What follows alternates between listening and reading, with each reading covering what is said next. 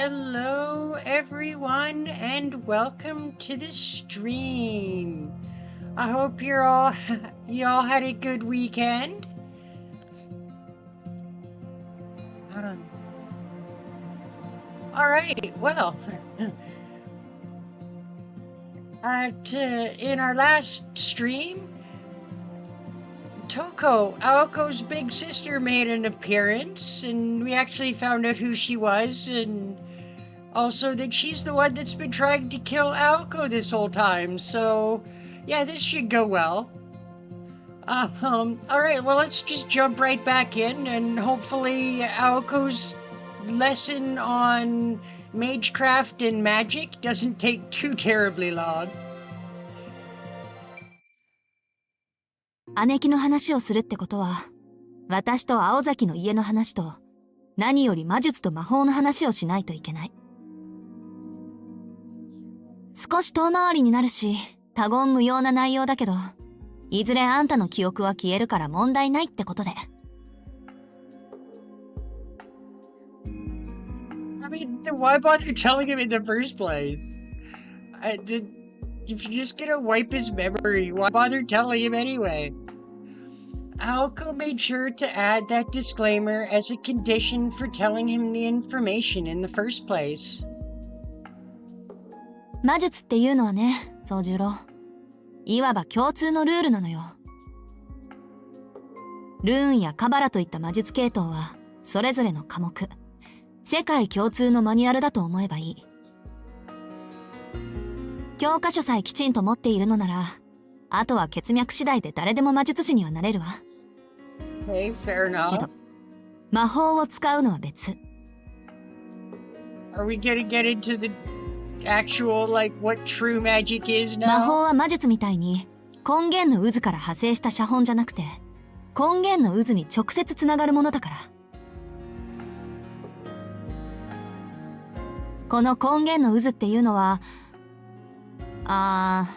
宗十郎のわかるレベルに落とし込むと、まあ、太陽みたいなものと考えて。That's not even doing it nearly enough justice, Aoko. 遠くにあって、何より初めにあるもので、それなくしては私たちは生活できない、と言った。I do get gut feelings. What are you getting a gut feeling about?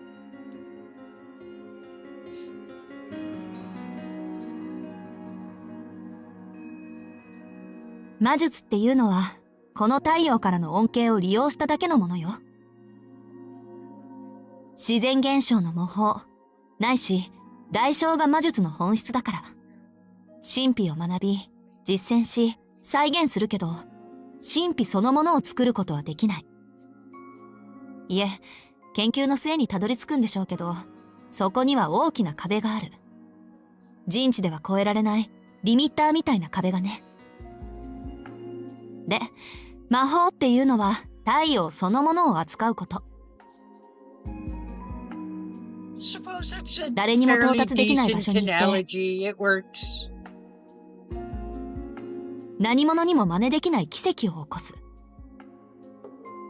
お金をかけようが時間をかけようが、今の人類には到達できない技術。それが魔法。Oh, you just had a feeling something was wrong while you were in the store today? Did something bad actually happen? 次元の壁を越えるっていうか、最後まで走ってみたら、全く違うルールでできた世界があって、そのルールを学んじゃったってとこかしら。前に、魔術に限界はないって言ったでしょ？あれは人知の及ぶ範囲なら限界はないって意味ね。対して、魔法は限界だらけ。っていうか、一つのことしかできないけど、それも当然なの。だって、この宇宙の仕組みから仲間外れの一つっきりの交点なんだから。魔術より魔法の方がすごい。というのは、流れ的にわかるんだけど。It's terrible, so what happened? If you don't want to share, that's fine. I, can't make you. But if you're feeling like sharing, of what happened, by all means. 限界だらけなんだよな。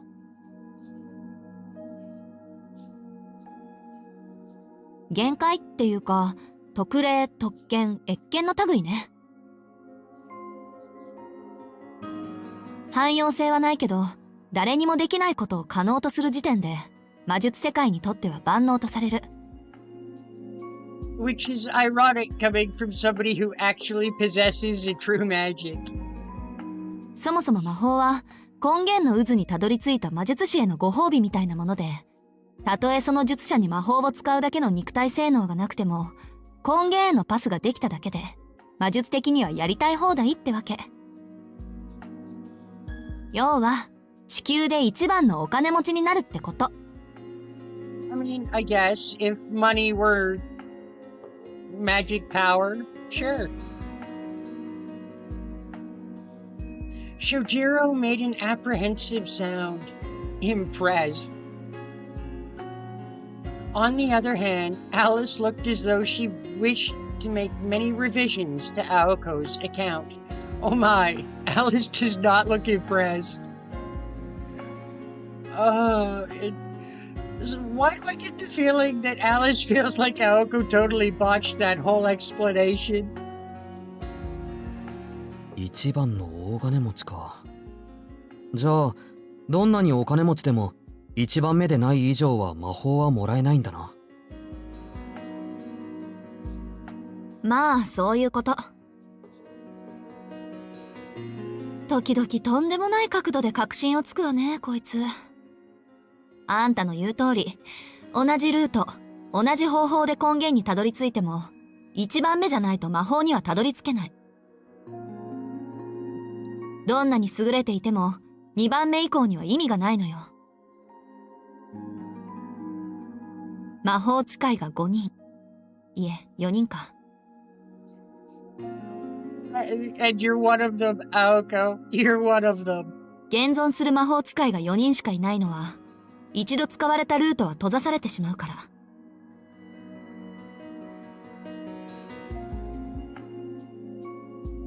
大昔はそうでもなかったって話だけどね。根源への道、真理への到達に壁を作ったのは、皮肉なことに人間自身だった。未知を解明すればするほどルートが閉じていくなんて、昔の魔術師たちは思いもしなかったんでしょう。でも結果はこの通り。気がついた時には後の祭りっていうか、多くの研鑽の末、この世から魔法は消えていっちゃったわけ。Well, actually, it makes perfect sense. The more you delve into mystery and understand it, the less of it there is. それは山と町の関係に似てると思っていいのかな。City eating up the countryside. ミクロな視点で言うなら似たようなものよ。で、つい最近まで現代の魔術師たちは残された最後の席を求めていたけど、それもちょっと前にどこぞの田舎者が横取りしちゃって、椅子取りゲームはあえなく終了。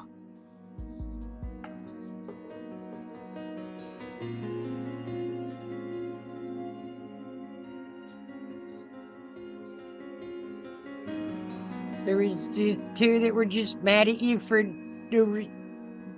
Oh, you figure it was probably the friends of the guys that fingered you the other day? What the hell?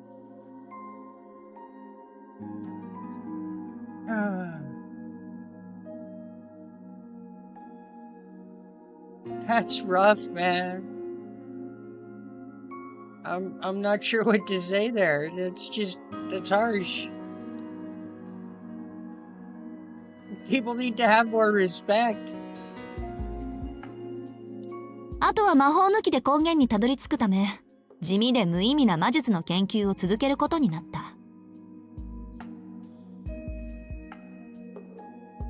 I mean, unfortunately, there's no cure for stupid, but you can sell them hats. I mean, you can try that. You can't cure stupid, but you can sell it a hat. もともと魔法なんてのを優先してたのは一部の魔術師だけで、他の真っ当な連中はとっくに見切りをつけてたんだけどね。だって魔術師にとって最終目的は根源の渦への到達であって魔法じゃないし。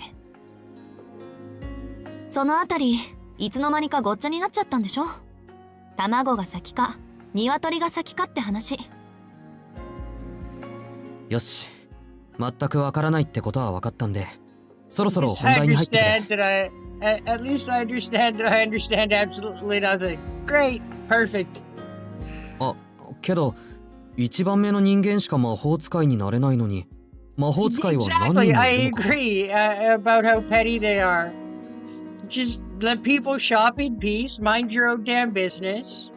Like I said, unfortunately, there is no cure for stupid, but one can sell it a hat.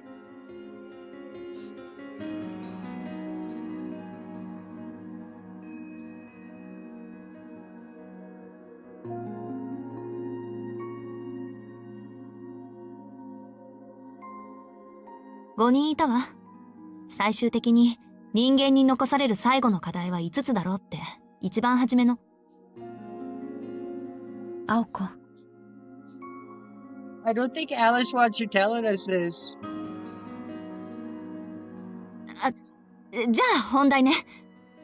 Straight to the point. 魔法と魔術 Okay. の関係が分かったところで、ようやくうちの話になるんだけど、青崎の家が代々魔術師だったのは前に言ったでしょ。 歴史的には Yes, 浅い we け do ど、 remember that you've 運 been と才能 mages には for 恵まれていたのね。 generations. 青崎はなんだかんだって魔法にまでたどり着いたんだから。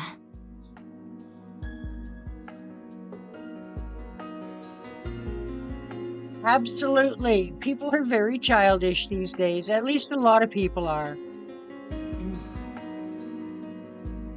ちょっと待った。じゃあ青崎がその。私はあくまで魔術師見習い。 That just happens to have a true magic. 使えないし、使う気もないわよ、魔法なんて。私はただ、青崎の家を継いだだけだもの。Aoko asserted obstinately, her voice devoid of emotion. She became a mage not to wield magic, but simply because the succession of her family's magecraft was forced on her. とにかく、根源の渦にたどり着くには、何代も何代も魔術を研究しなくちゃいけない。自分独自の皮を作るようなものなんだから、もちろんその過程は果てがない。よほどの天賦か典型でもない限り、魔法を作るなんてできないしね。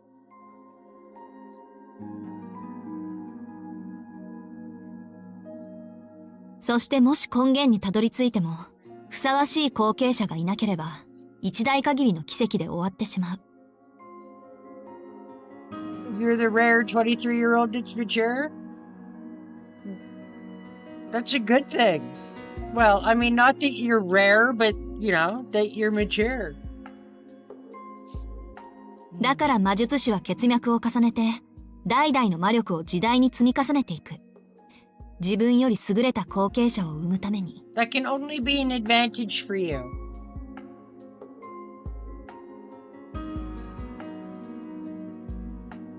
Aoko wrapped up the explanation by remarking that it was like producing a thoroughbred. Not that Soujyrou knew what a thoroughbred was to begin with, leaving him as perplexed at the end of the story as he was at the beginning. そうやって代を重ねて、魔術師は作り上げた独自の神秘、守り続けた魔術を次の世代に伝えていくの。きっと最後の最後に、すべての疑問を打ち消すに足る答えがあるはずだって。でも魔術師、いえ、魔法使いだってみんな悟ってるのよ。自分の代でも、その次の代でも、きっと最後の最後の最後まで、誰もゴールにはたどり着けないって結末を。Well, damn. それを分かっていながら魔術を研究していくのが神秘学に取り憑かれた者の宿命だって祖父はよく口にしてた。けど私の姉はそうじゃなかったみたい。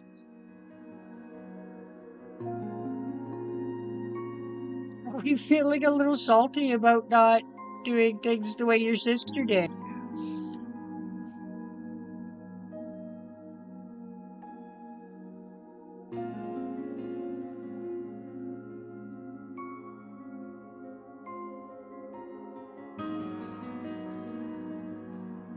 Unfortunately, Dawson, I don't think there's anything you can do about it. So, I mean, if you can ignore it as much as possible, I think that's pretty much your best option.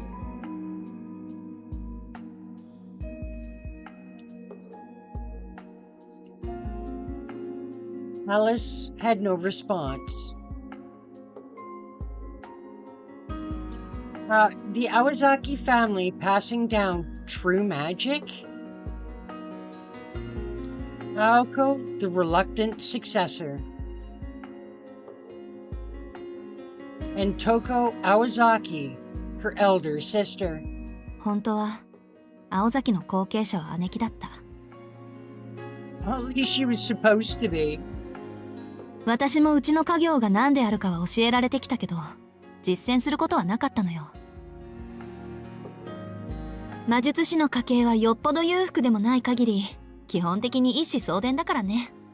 うちほんと財力的には一般家庭レベルだし。で後継者にはより魔術に適したものが選ばれるわけだけど姉貴は確かに天才だった。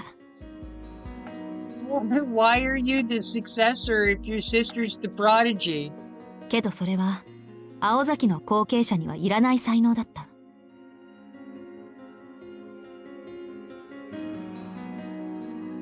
その代わり、Okay. 私は心底青崎の後継者としてふさわしかったみたい。And your sister is extremely salty about this. それはそれでどうも思わないけど、祖父がはっきりと私にくら替えしたのが15歳の冬の頃でさ。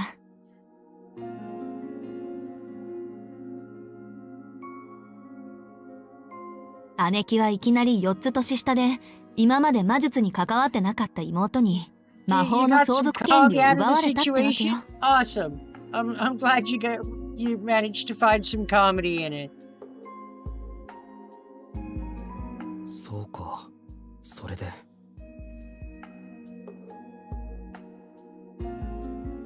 Touko had said that she was obligated to take what was Aoko's.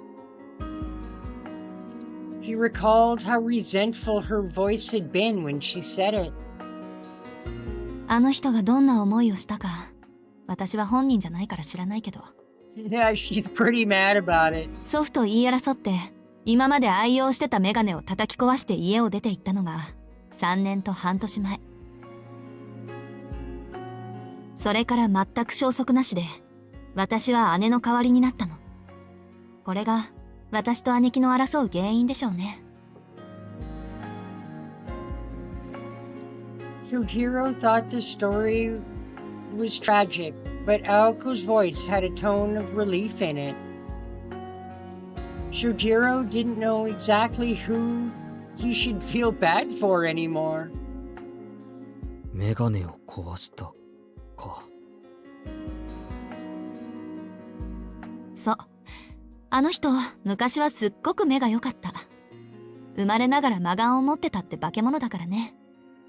けど、祖父の期待に応えようとして、無理して頑張った挙句、視力が下がっちゃったみたい。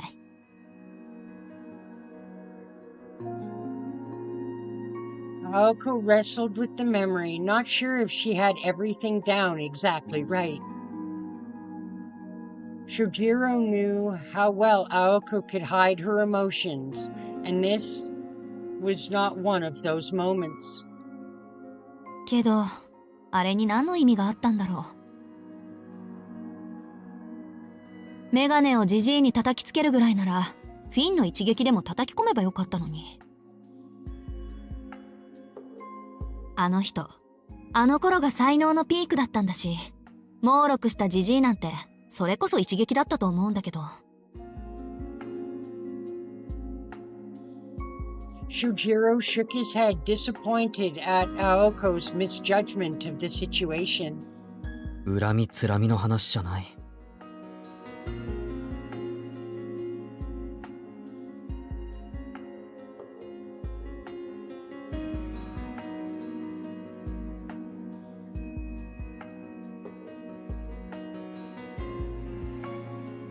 You really think they'd go that far? As to mess with your food when you're not looking?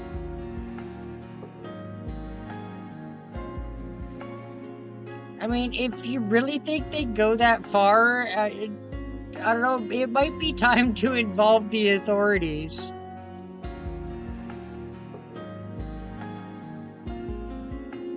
そのメガネは大事なものだったんだ。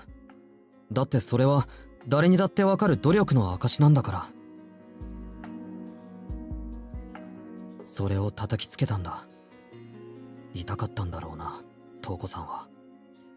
思い出を自分で壊さなくちゃいけないぐらいに。Oh, look at Soujyrou getting all introspective. As Soujyrou spoke, neither Aoko or Alice noticed the grief he was fighting to hold in. Or more accurately, they could not understand his point of view. After all, in a world where mages are raised to fight other mages, empathy was in short supply. けど、どうして今頃になって戻ってきたのかしら。青子の言う通り、トウコさんならもっと早く美咲氏を奪えたのに。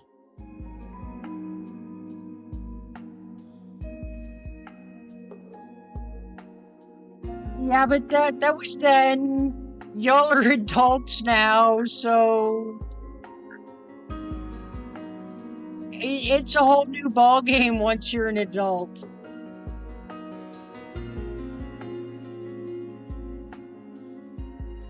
Doing stuff like that to somebody's food that'll get you in a lot of trouble.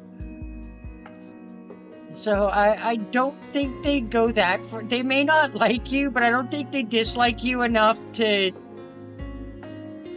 go that far.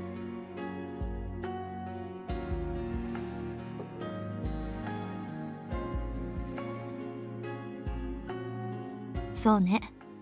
そんなに土地が欲しかったのなら、3年前に私を殺せば後継者に戻れたのに。世間の荒波に揉まれて気が変わったとか？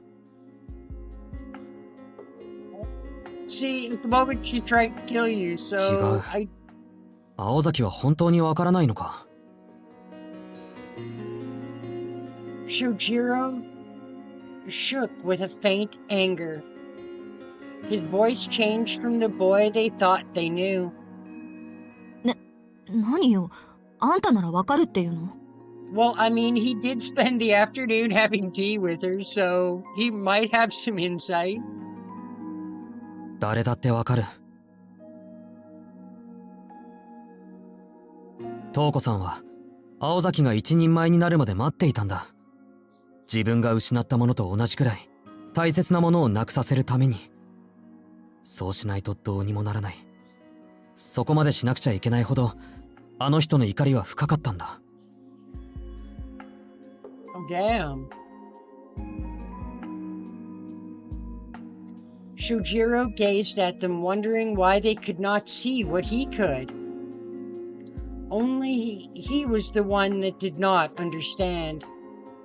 The two girls, and above all, Touko Awazaki, deny themselves the type of relationships that other normal people are allowed to experience.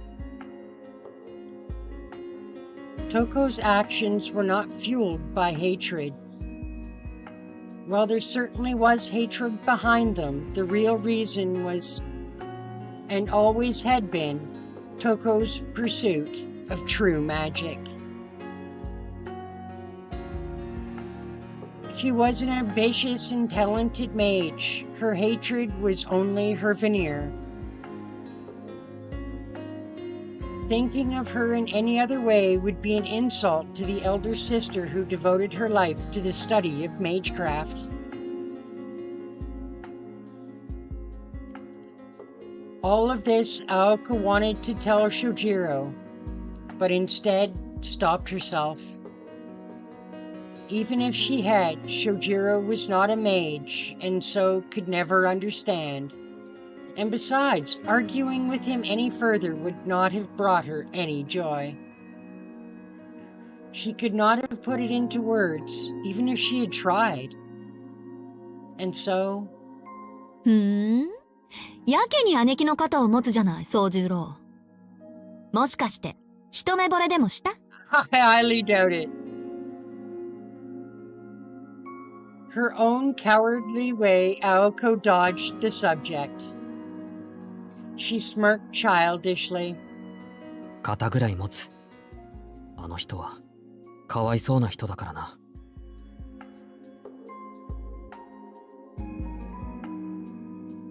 Oh, we're angering Aoko here. Soujyrou did not take the bait.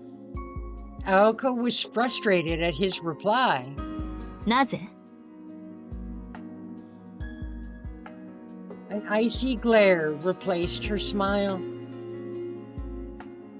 He did not falter, only plainly stating, だって実の妹と争わなくちゃいけないんだろ？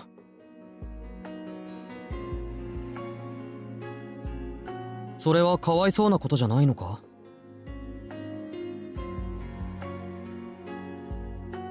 That was the source of his frustration. 確かに、ね。Aoko's eyes narrowed unconsciously, as if hiding from a painful truth. This guy is a poison, she thought to herself. A poison with no antidote. With his words, he was unwittingly bringing her weakness to light. だけど私も姉貴もそれを何とも思ってないのよ。だって、それ以外に解決策はないんだから。Soujyrou looked down and frowned in defeat. And that's sad too, he muttered.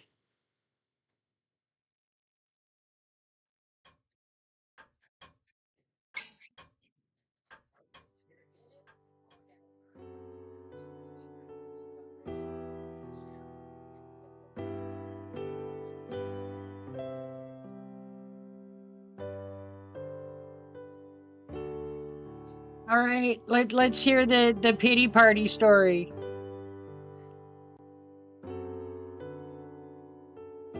The curtain of night had already fallen. Not even an hour had passed since Touko left the estate, and Soujyrou was feeling the distance between him and the girls. Aoko and Alice felt much the same way about Touko Awazaki, who seemed more elusive than a phantom. とにかく、姉貴が敵だってことは宗十郎にも分かったでしょ？ならつべこべ言わず、君子危うきに近寄らずよ。It's not let sleeping bears lie. Well, I guess that too. まあ、姉貴もあんたと会って、私たちとは全くの無関係だって分かっただろうから、そっちには手を出してこないでしょうけど。I'm not so sure about that. Touko has a liking to your little Soujyrou. Aoko seemed absolutely certain in her assessment, as if to proclaim that Soujyrou had dodged a bullet. Strangely, she was placing her trust in her enemy's sense of reason. そうかな。そうなのかな。そうだといいんだけどな。そうだから安心なさい。昔からいらないものには手を出さないんだから、あの人は。そっか。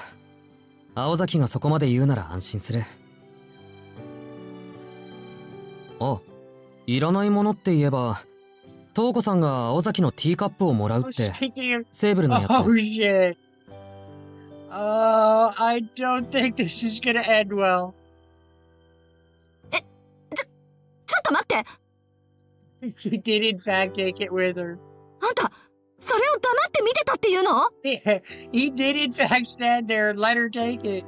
そうだけど、やっぱりあれは奪っていったのか。But seriously, he didn't understand she was stealing it? Oh man. Oh, this poor kid is so dense.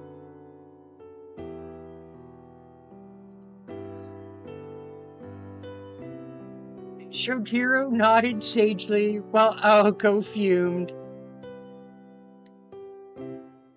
She wondered where his serious manner and tone had gone. Soujirou's frustrating absent-mindedness had returned. しかもセーブルのカップって私の一番のお気に入り。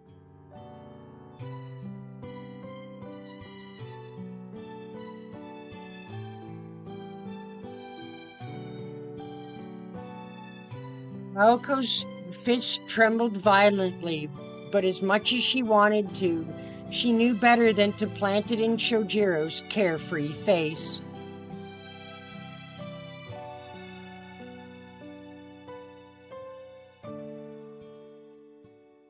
They poured acid on your boots in the locker room? Oh my god, and milk over your papers. Holy shit. The acid, I think, might be going... Milk, well, that is kind of mean. The acid on the boots, I think, is going a little bit far. I'm not justifying any of it by any means, because that shouldn't be happening at all. I'm just gonna put that out there. Got it from the school lab. Did they at least get in trouble for it? Not that he was capable, but even if Soujyrou did try to stop Touko, it would have gone tragically for him. 仕方ないか。そういえばあの人、よく私の持ち物を奪っていったっけ。She tried to steal your Soujyrou, so... 他人のものを欲しがる癖、まだ治ってないんだ。ん？子供の頃はみんなそうなんじゃないのか？ What the hell?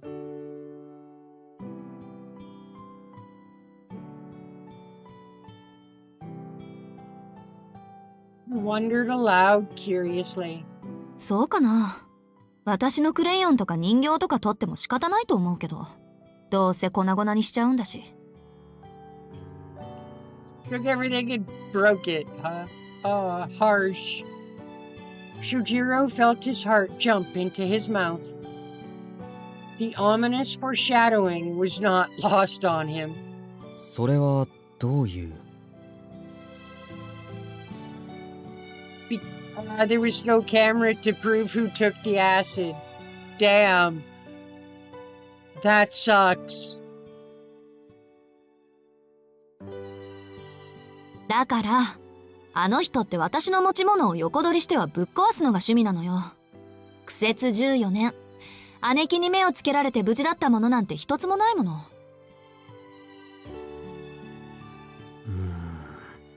Oh, Soujirou's... Well, I mean, yes, you do, but it's your word against theirs, and unfortunately, innocent until, proven guilty kind of thing here. So, it's still wrong, and totally they shouldn't have done it. Listening to Aoko, Soujyrou recalled his conversation with Touko. He hoped he was imagining it, but he vaguely recalled her declaring Soujyrou Suzuki as someone's property. それはちょっと難儀だな。Soujirou's face turned grim, not unlike a detective at the scene of a crime. A scene which left no trace of evidence or clues as to how the case could be solved. でしょ？ひどい姉貴なのよ、あの人って。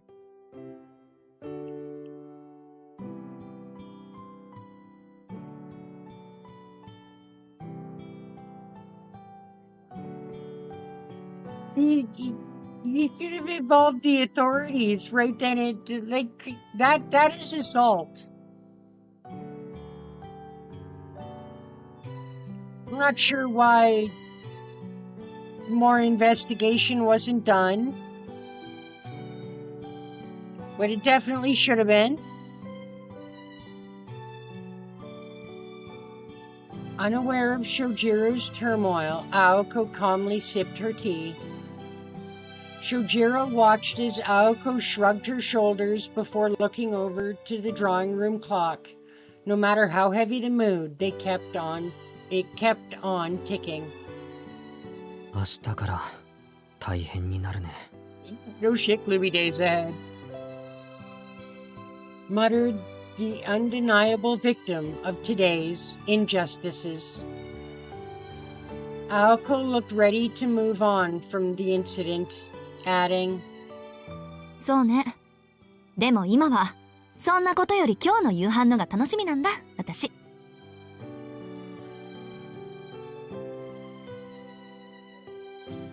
Alice seemed to second that opinion with her silence. Comfortable and relaxed, neither of them seemed to have any intention of leaving the sofa to prepare food. Looks like Soujirou's making dinner again.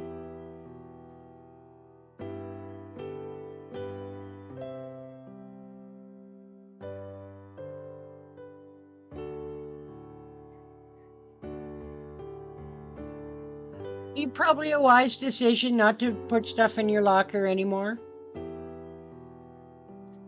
Tonight was supposed to be his night off from work. At least until midnight. But Soujyrou knew that until the clock struck midnight, he would be serving hand and foot the two ladies of the house.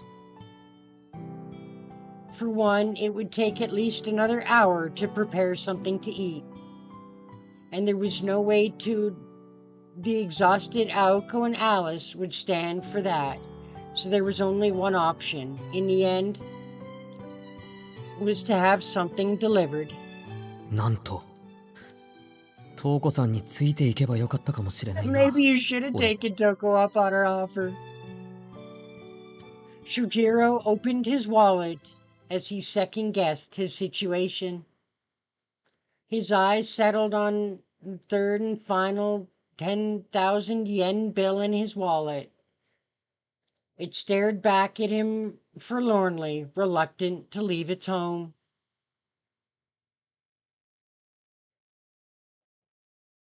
Nothing as far as like acid on my shoes in my locker.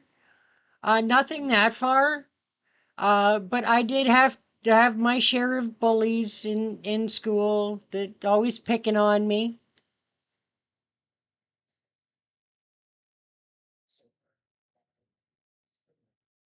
With heavy heart, he bid it farewell.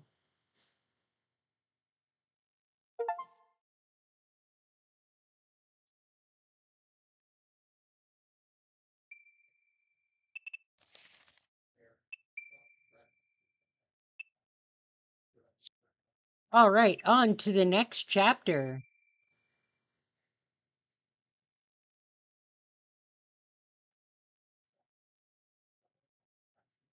Chapter 10, Howling. This everyday tale started like any other.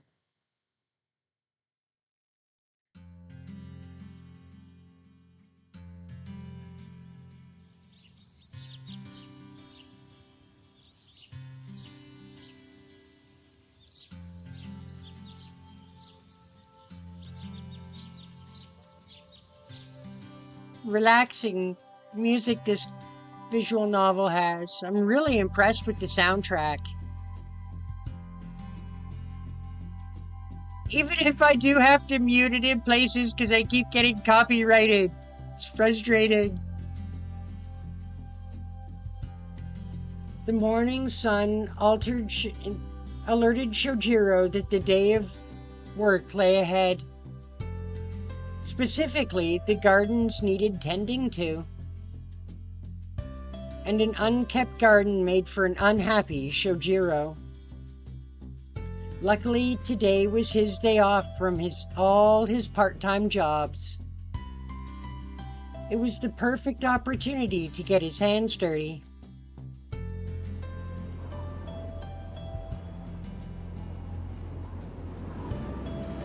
There was one problem, however.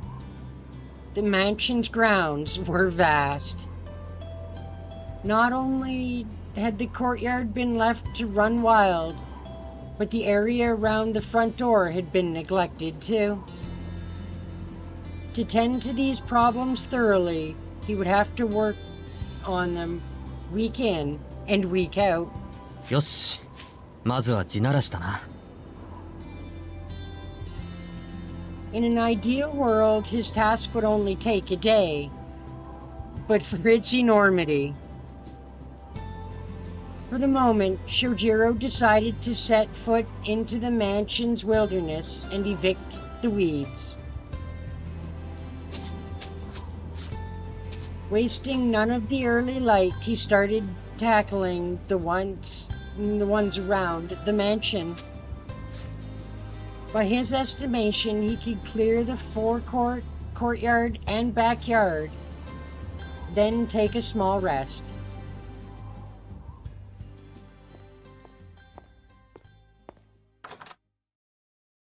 Here comes to Alice.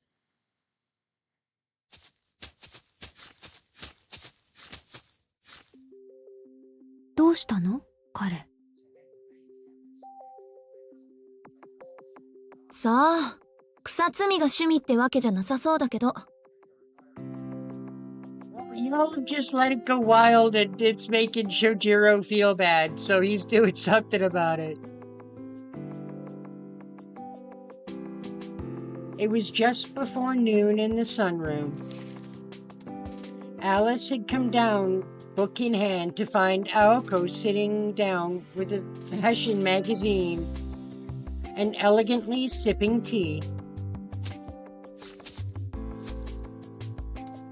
Through the window, she could see the crouched figure of Soujyrou shuffling by.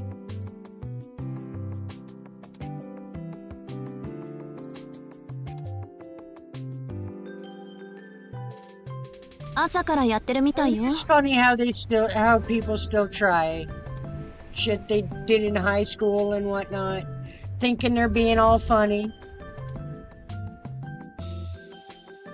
Or are you referring to Alice and Touko? I'm not sure which conversation you're referring to anymore. 起きてカーテンを開けたら、もうあの格好でスパスパやってたから。ついでに焼却炉の掃除も言いつけといたけど、いいでしょ？いいけど、頑張るのね彼。外はあんなにも寒いのに。Alice quietly sat down. Her teacup had been placed on the table for her. She poured herself some tea and proceeded to open her book.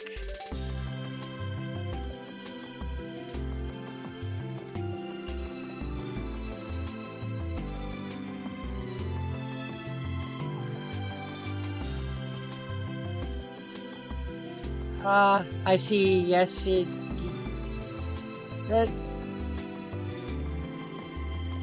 they still think they're being funny, but I guess they haven't grown up any.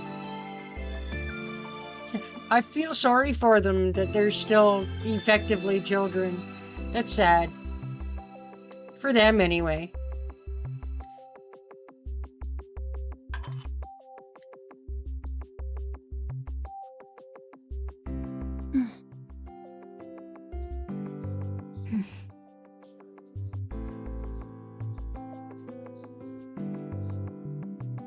The two sat passing the time in silence. having happened to have the same idea, a nice relaxing cup of tea in the sunroom. With their evening roles decided, there was no need for idle chatter.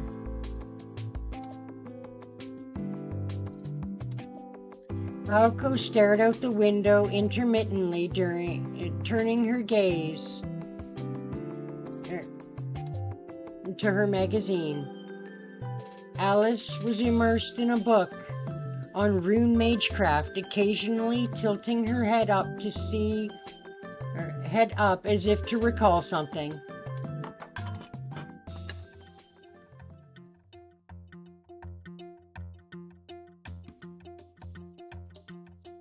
As if by unspoken agreement in unison, they passed their teacups to their lips and glanced outside. To the two girls, Soujyrou appeared as if he were an animal in a zoo. Neither was interested in lending a hand. Despite his sluggish movements, he was making good progress.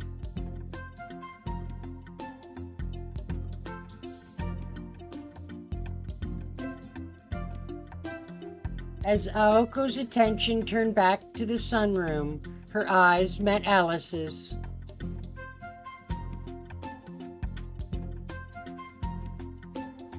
We immediately went back to her book. Oh, that's adorable.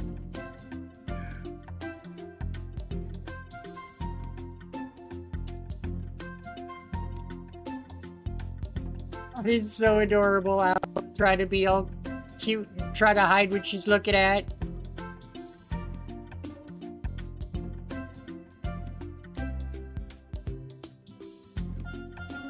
Okay, now that is a cute image. I'm not gonna lie.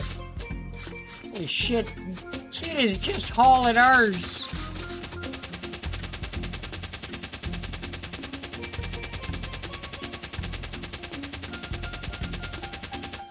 God damn. I agree with Alice and Aoko.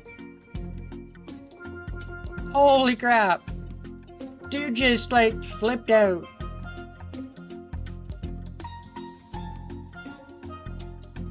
Clearing her throat, she attempted to focus on reading. It was no surprise that Alice admired Soujirou's diligence. Not even 30 minutes had passed before he had cleared the courtyard of its unsightly weeds.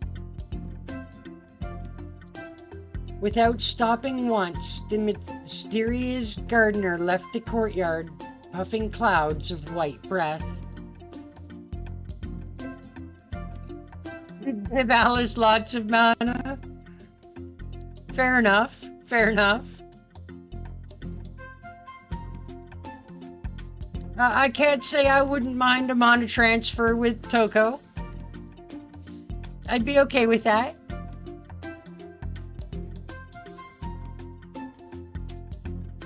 The area he left behind was spotless. プロかしらね、あいつ。Obviously he's done this before. The kid lived in the damn mountains. Ow. Gotta stop punching stuff, it hurts. Alice muttered after scanning over his work. A stalwart Soujyrou worked confidently and ceaselessly. She was impressed like she was watching the scene from a great movie, but before long she grew irked. Why would he waste his energy like that, she thought. Alice looked at the clock. 焼却炉。今から手入れをしたら夕方ね。そっちはもう終わってるわ。朝、上から見てたもの。壊されちゃいけないからあれこれ指示出してね。Oh shit, taken care of. いやー、窓開けて散々となったから、部屋が冷えること冷えること。It was safe to assume Aoko had come to the sunroom to escape her cold room.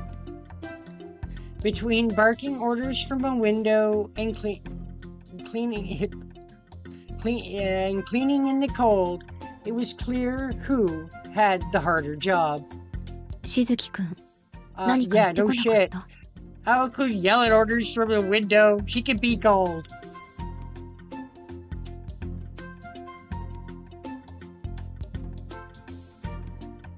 I agree. I hope the next generation is more mature as well. 言ってたけど、よく聞こえなかったわ。In other words, his complaints fell on deaf ears. With nothing else to discuss, the two resumed their reading. The ever-so-tense silence was broken by Soujyrou entering the house after finishing his cleaning.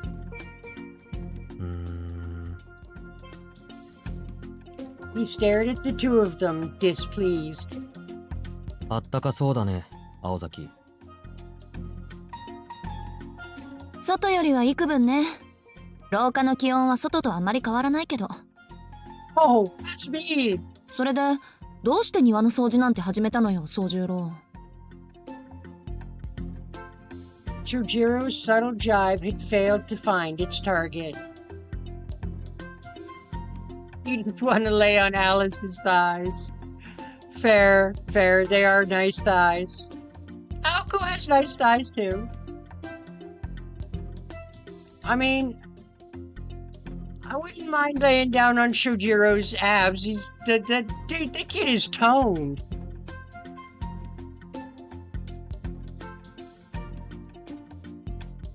He had no chance of winning, and so just hung his shoulders in defeat. 今日は本当に寒い。明日あたり雪でも降ってくるだろうから、外の掃除は早くに済ませたかったのに、焼却炉は予定外だったぞ。He sounded resentful, but his problem wasn't with the additional work. If anything, he was glad to do it. What he did not care for was how nobody had even bothered to lend a hand. いいじゃない。焼却炉はみんな使うんだから。 You love gothic thighs. Fair. じゃ、その I 師匠の cannot 心がけ fault つい you でに、 that. 2階の廊下に掃除機かけといてね。それと、裏庭のブナの添え木、壊れかけてたでしょ。工具箱はあんたの部屋に置きっぱなしだから、それを使うこと。で、全部終わったら私の部屋に来てくれる？いらないものまとめておくから、焼却炉で焼いておいて。Damn, do something yourself for once. Hence why she made him clean the incinerator. Yup, so she could have him incinerate a bunch of crap. Oh, poor kid. Cruel, but clever. それで青崎、君は何をするんだ？ Probably have tea. そうね。やることもないし、ギターにでも触ってようかしら。Aoko thought hard about how to spend her afternoon. Yet the thought of cleaning did not cross her mind, as had always been the case. No, it was not out of spite that she did not think to help clean. It was because the word cleaning was not in her vocabulary. I agree. I like Touko more than Aoko as well.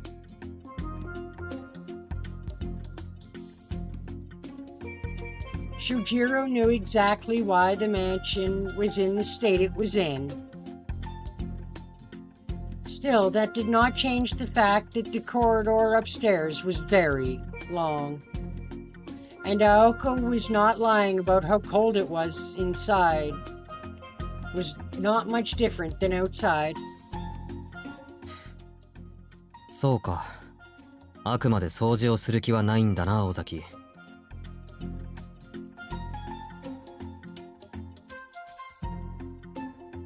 Yes, yes, he was a badass in Garden of Sinners.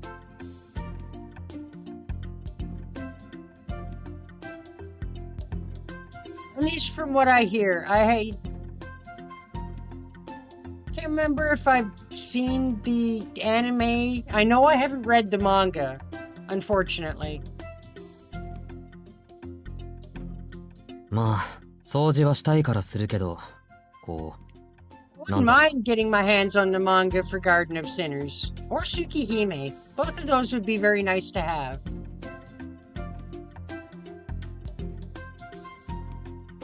一緒に住んでる人間をそこまでこき使って両親は痛まないか。それとも割と気づいてはいたけど両親そのものがないのか。Probably just doesn't feel guilt at all. As usual, he might have gone too far. His remarks had hit too close to home. Aoko closed her magazine and turned to face him.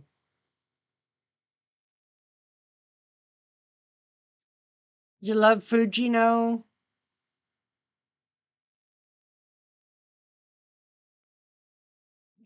From the movies?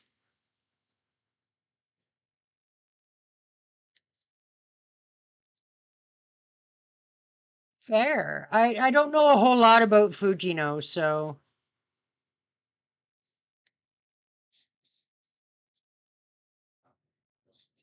it's one of the reasons I'm going through all these visual novels that I can get my hands on is because I like the the universe it's all set in. Plus, I really like learning more about the characters through the work they're written in.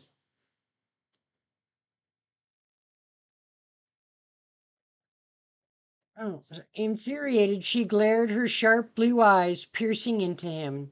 Soujyrou knew he had not said anything unjust, but he always backed down first. You hear the Tsukihime manga is really good? Yeah, I hear that too, and oh damn, do I want to get my hands on a copy of it. Well, an English copy of the manga, to be more specific. 宗十郎、何度も言うようだけど。はい。Replied automatically, straightening his back in response to Aoko's calm, cold tone. 勘違いはしないで。私たちはあんたを同居させてあげてるんじゃない。これ以上ないって譲歩の末、仕方なく飼ってあげてるだけなんだ I からね。 mean, you don't have to. Aoko didn't mince her words. Soujyrou nodded in defeat. そうか。飼ってもらってるのか。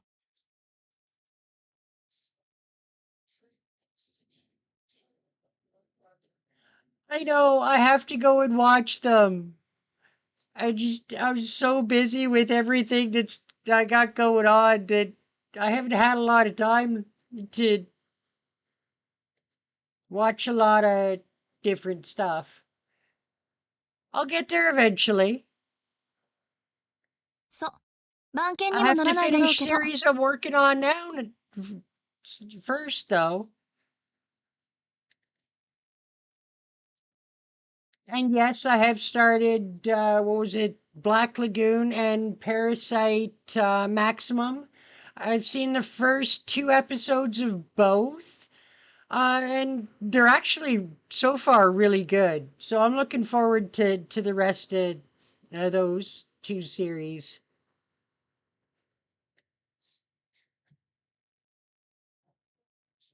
Aoko responded, already tired of the conversation.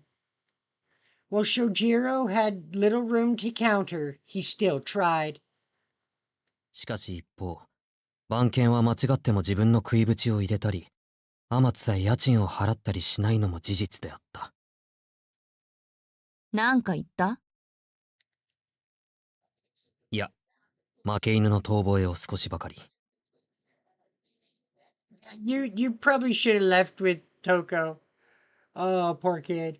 He raised his hand dismissively, knowing he could not win. To Aoko's ears, his attempts at self-deprecation sounded Fascist. Wow. 宗十郎、あんた、本当にわかってる？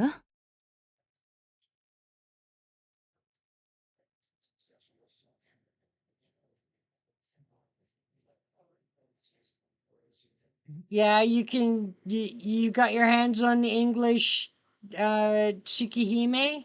Is it the remake? The piece of blue glass moon? Cannot wait for that to come to PC at some point. そうだな。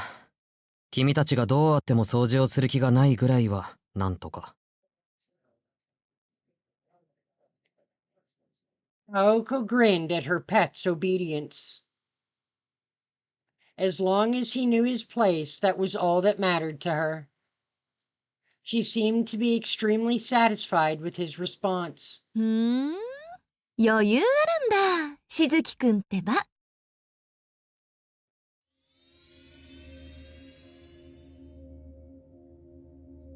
Her playful smile darkened, as did Shoujiro's expression.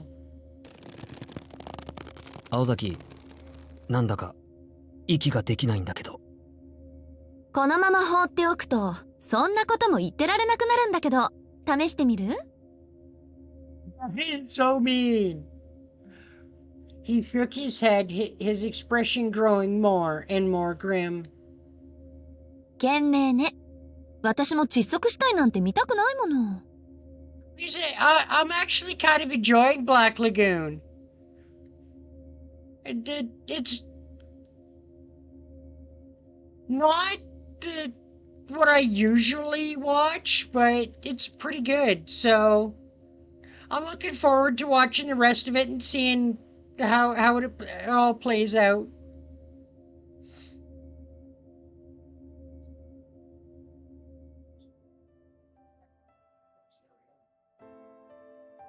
The grating sound subsided.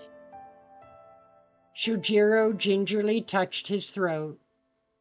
The collar had suddenly tightened around his neck, returning to its normal size. 気管が塞がれた時の苦しさを知らないんだろう、青崎は。本当に抵抗できなくなるんだぞ、あれは。だからそのための首輪だって言ったでしょ？今まで実践したことなかったし、あんたは相変わらず危機感ないし、ここらで一度しつけておいたの。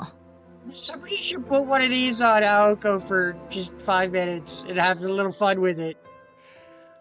それより掃除、急がないと日が暮れるんじゃないの？はあ、結局今日はこうなる星の運びだったんだ。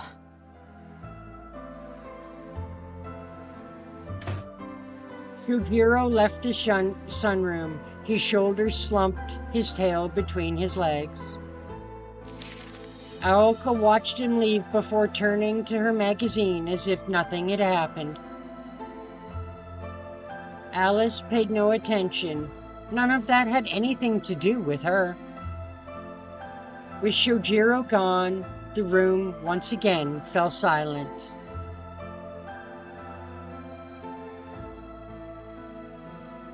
As the clock ticked on, Alice suddenly stopped flipping through her book.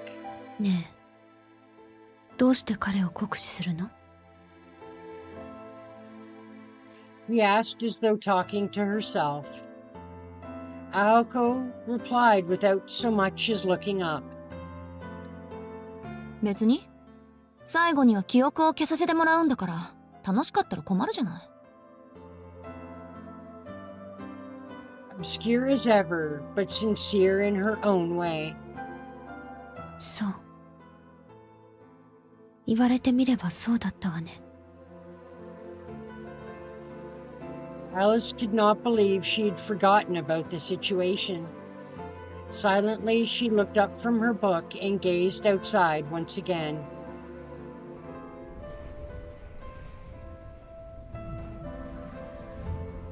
The courtyard through the window reminded her of where she lived a decade ago.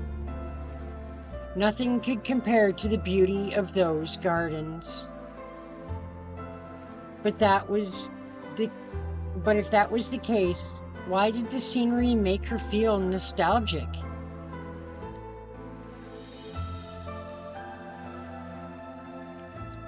Oh, the writer of Black Lagoon is suffering from depression? That is most unfortunate. Yes, I hope he gets better soon too. Not that, depression works that way. It's hard to work through.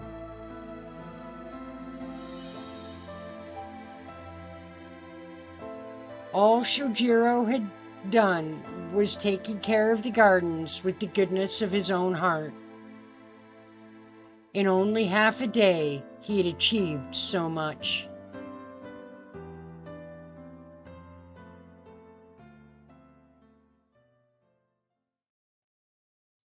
It was Christmas Eve, and the snow had started to fall.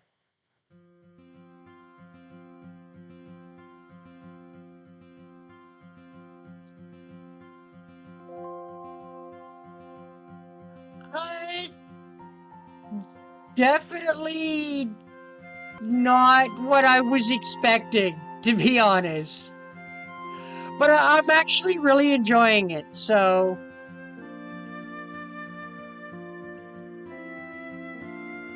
I'll probably be watching another couple episodes in the next couple days.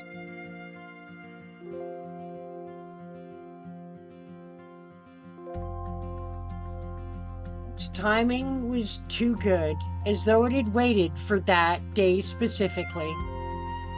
The cold, bustling main street seemed bright and vibrant under the layer of frosty white. Reindeer statues illuminated the surroundings. Children danced merrily to jingle bells. People walked along the brick road smiling broadly.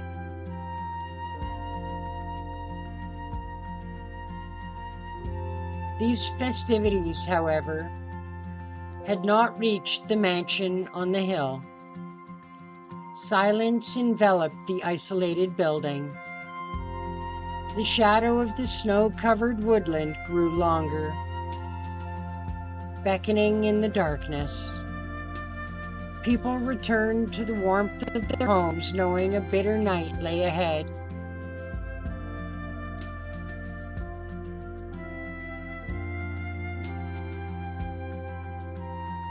That clock is going the wrong way.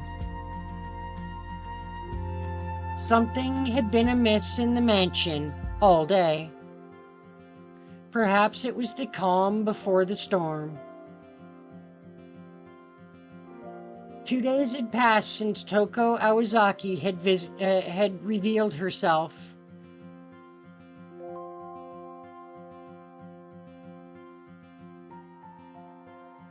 That is good that he's found some medication that helps him with the depression. That is definitely a good thing. Aoko and Alice spent more and more time locked in their rooms. Meal times had grown noticeably quieter. With their roles decided, they were too busy with their own jobs to worry about each other.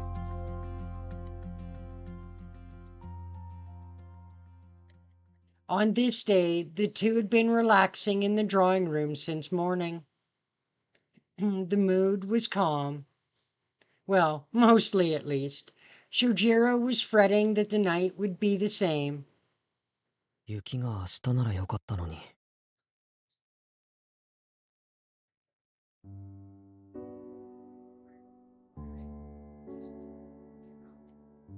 Like I said, it's not really what I was expecting it to just drop it.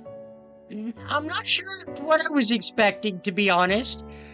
But so far I think that they did a really good job with the animation. I always enjoy a well done anime. The story, it's not my cup of tea, but It's still enjoying it nonetheless.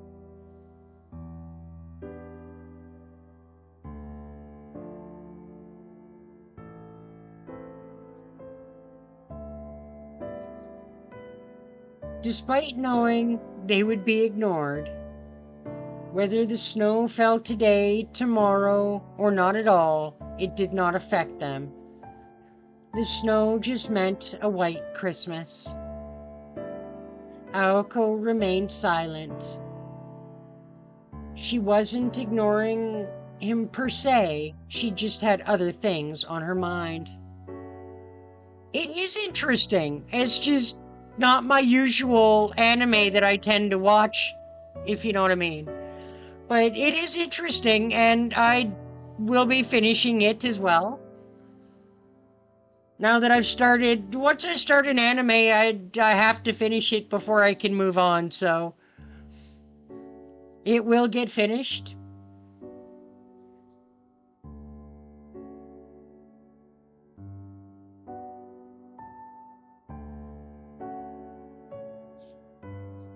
The biggest thing I've been, looking in terms of manga and whatnot is the latest One Piece stuff, so. Which did I like more out of the two you recommended? Oh, probably Black Lagoon so far, yep.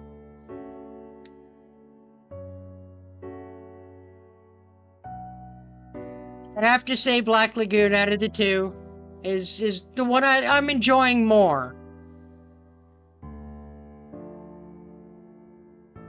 The courtyard had cleaned only a few days ago was hidden by a layer of white. The falling snow would stop every so often, but then resume again, as if teasing Soujyrou.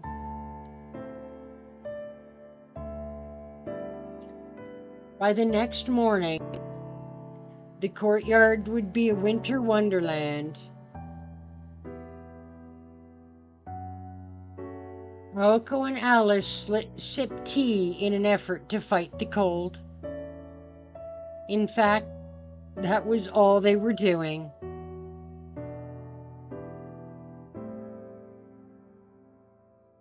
Oh, it gets even better. Well, don't spoil anything for me. Just let me experience it.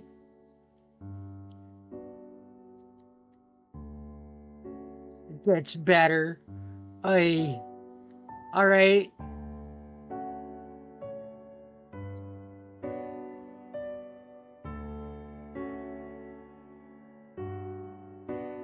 そういえば、トウコさんの髪の色は青崎より濃かったね。あんな綺麗な赤毛は初めて見た。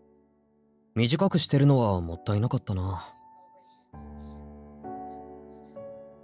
Soujyrou rambled on, not expecting a response. However, 短かったって、姉貴の髪が？ Oko's expression went from nonchalant to its usual sharpness. それどういうこと？短くしてるって髪の毛のことよね。Really short. That is what he said, genius. Come on, Aoko. ああ、アリスより短かったけど、それがどうしたんだ？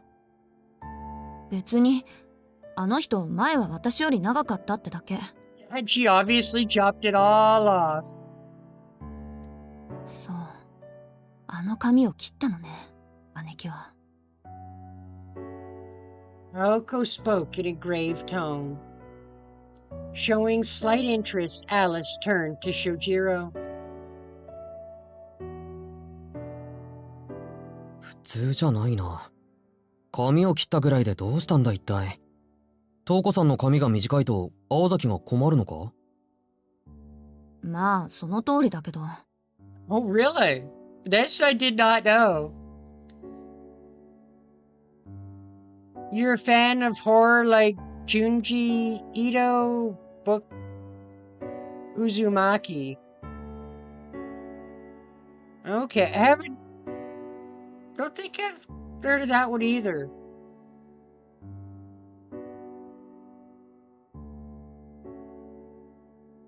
いいわ。どうせ夜まで暇だし、説明ぐらいはしてあげる。あんたがそんなこと言わなければ、未知数のままトウコと戦う羽目になっただろうし。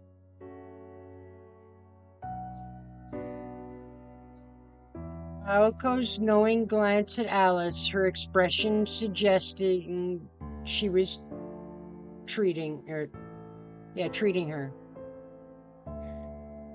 She was also likely seeking approval. Alice remained stoic as ever, her expression showing neither approval nor disapproval. 簡単に言うと、魔術師にとっては髪の毛も武器ってことよ。昔から人間の髪や目は魔術の材料になりやすいの。女の場合はことさらにね。瞳の色は多いほどいいし、髪も長いほど質がいい。髪の毛は自身と同一視しやすいし、長い年月をかけて育てられる原始的で強力な原料と思ってくれていいわ。私が髪を伸ばしてるのはまあそういうこと。手入れが大変なんだけど、そこは女だから半分趣味みたいなもんよね。Soujyrou glanced furtively at Alice, wondering if the same held true for her. Maybe Alice had cut it because it was a hassle to maintain. It sounded stupid, but then again, this was Alice. Soujyrou nodded to himself. ん？じゃあ青崎としてはいいことじゃないか。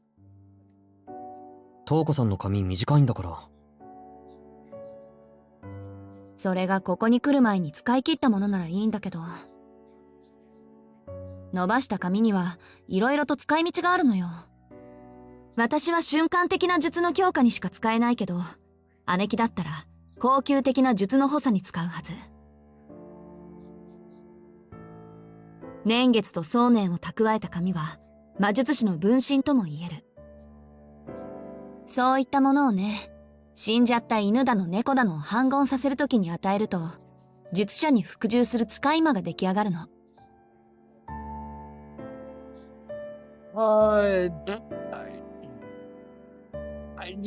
You put me on the spot, damn it!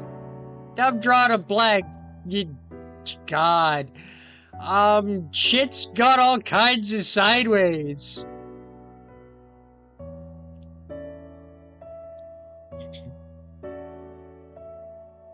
I'm guessing that's still relatively early on in this story, because, like, shit's got all kinds of sideways.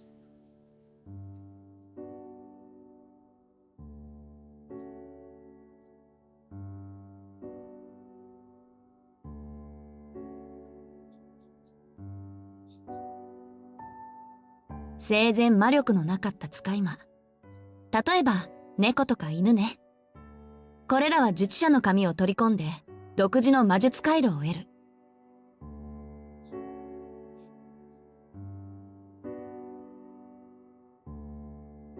申請することで全く違う生き物、猫の魔術師になるってこと。行動原理も変わってしまって、大抵は術者に似通った性格になるわ。It does have a great anime opening song. It is really good. It's one of the better ones, to be honest. I haven't listened to it enough to actually have the beat in my head though yet. Alice silently ignored it. じゃあトウコさんにはアリスのみたいな使い魔がいると。そう見るのが妥当でしょうね。姉貴は20年以上伸ばし続けた髪と引き換えに強力な使い魔を用意したってことよ。 That's a fucking problem.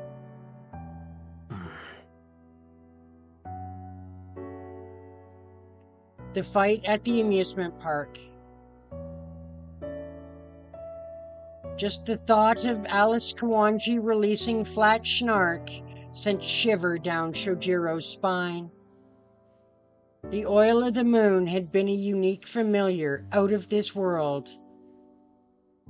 Have I seen the dog? Yes, I believe I did see the dog. 使い魔なんてありっこないから。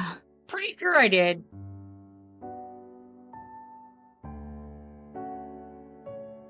I think I stopped just after that. I think. I'll have to double check where I stopped the episode. It was late at night when I was watching and I was starting to fall asleep, so I stopped it, but I think it was right around the where you first see the dog. 確かに長く歴史のある紙を使用するほど強力な使い魔が出来上がる。Peppers is always get my kitty heckles up to begin with, but super messed up, like weird, screwed up doggies just make it worse. けど紙を使った魔術師はそれまで溜め込んできた山中のうちの一つを初めからやり直さないといけない。切った紙はまた伸ばさないといけないでしょ。使い魔を作るのは簡単だけど、そう多く従えないのはそういうことなの。As Aoko spoke, her mood visibly improved, as though she had made a breakthrough. 犬とか猫か。Tilting his head to the side, he could not imagine a world where dogs and cats were so powerful. 変ね。トウコさんは人魚師よ。使い魔を作って自分のレベルを下げるのは。協力者がいないだけでしょ。青崎のお家騒動に人の手を借りたくないから自分だけで全部やるつもりなのよ。So she's building her own damn army. Fair. もしかして遊園地の人形って姉貴の紙で作られたんじゃないだろうな。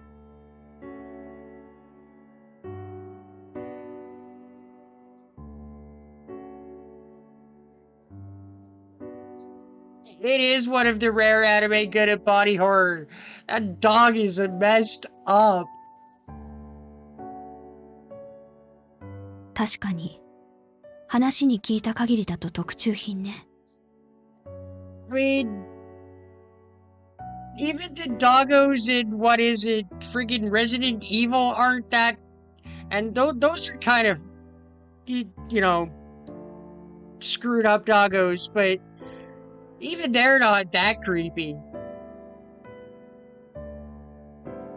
呪いによる永久期間、両手のギミック、フィンの一撃、執念深さ。トウコさんでもゼロから作るのは難しいでしょうけど。けど何よアリス。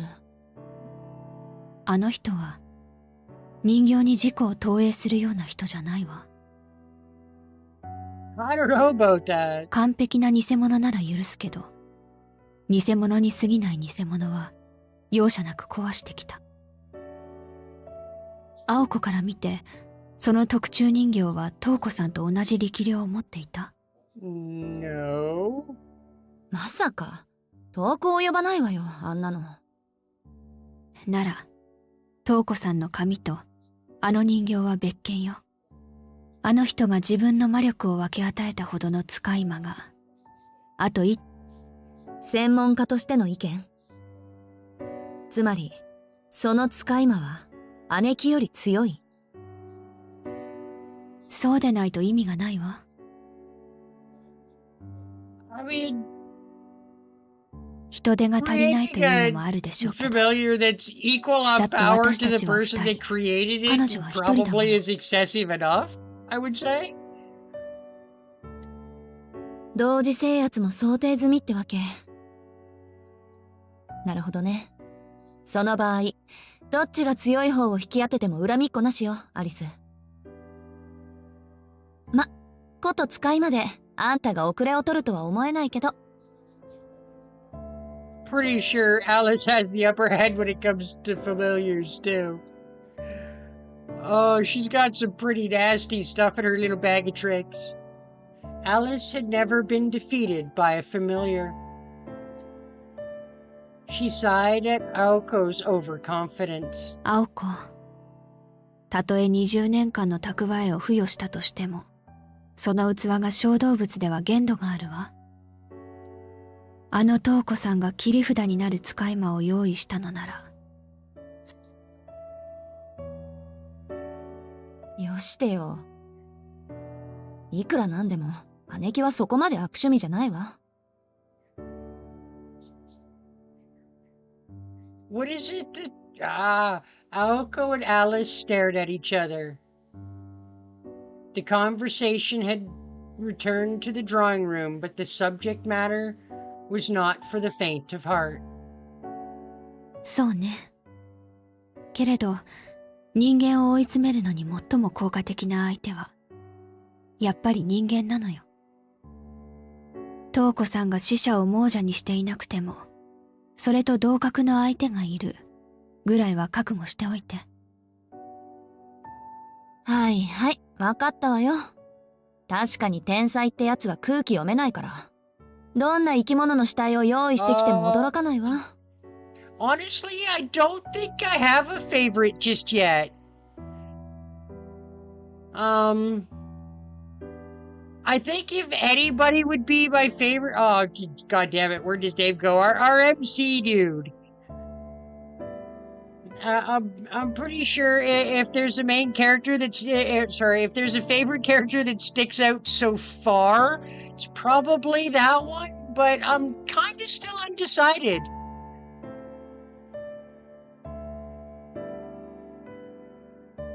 I'll have to wait till a few more episodes in before I can actually give you an answer as to who my favorite character is.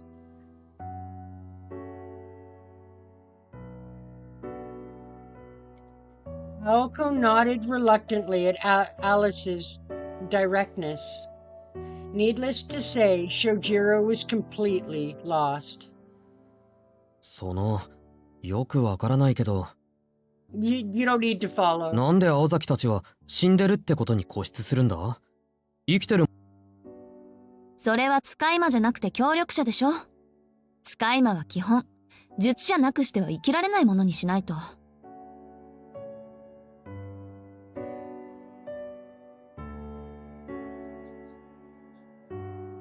Yeah. You can't wait for me to see what happens later on in Parasites so we can talk about it? Fair enough. I promise you it'll happen. I'll get it in a couple more episodes before the next stream, okay? We can talk about it a little bit more on the next stream, because I will have gotten in a couple more episodes. I hope. I hope it'll be minimum 2. Hopefully I can squeeze in a couple more than 2. それでいて優れた意志を持ち、術者の資格や盲点を補える知性もある。それが一流の使い魔の条件よ。正直な話、それだけ都合のいいやつは死から作り直すしかないってわけ。Completely obedient and capable of compensating for the mage's weaknesses, Soujyrou felt that a familiar was little different than himself. さて、姉貴は昔からルーン使いだったから戦術は予測できる。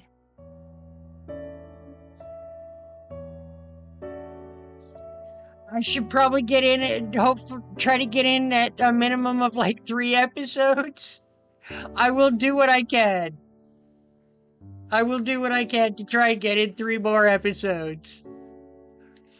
3 more episodes over the next 4 days.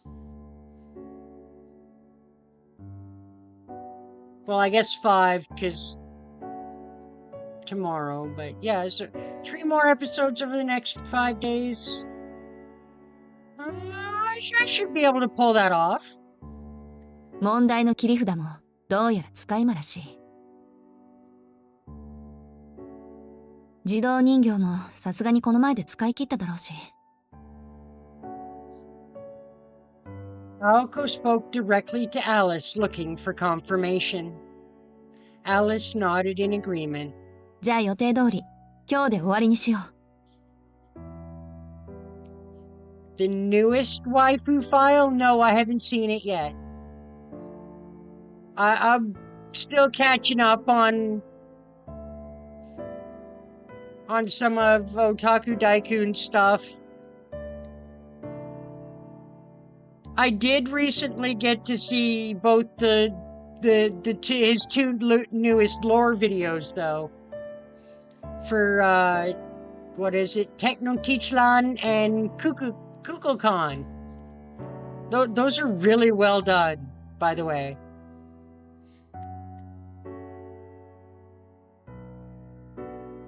この1ヶ月、好き放題やられた借り、ぎったんぎったんにして、あのバカ兄貴に返してやる。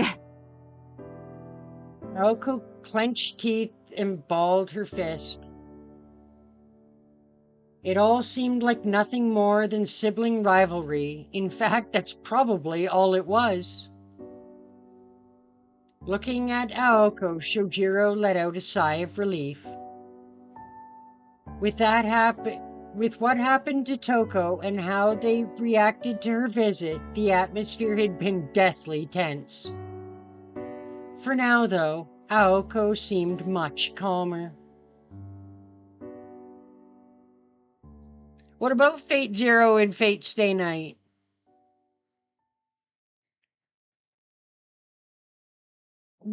I did see the Fate Zero and Stay Night waifu files. There's a new one out that after that, though, that I haven't seen. But yes, those two waifu files I did see. And I will continue to this day to say that the best waifu of Fate Stay Night is Medusa. That's Ryder. She will always be the best waifu of Fate Stay Night.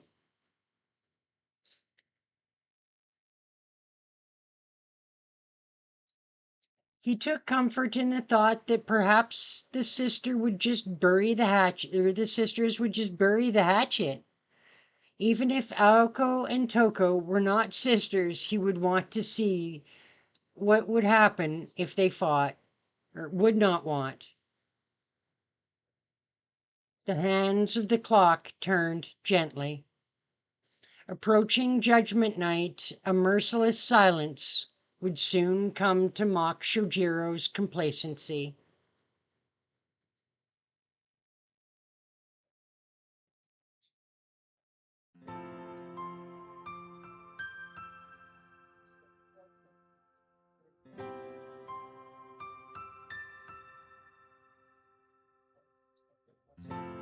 Your top 3 anime of all time: Higurashi, Danganronpa, and Black Lagoon. Higarashi's pretty good. Danganronpa, it was alright. I mean, you like it more than I did. That's totally fine.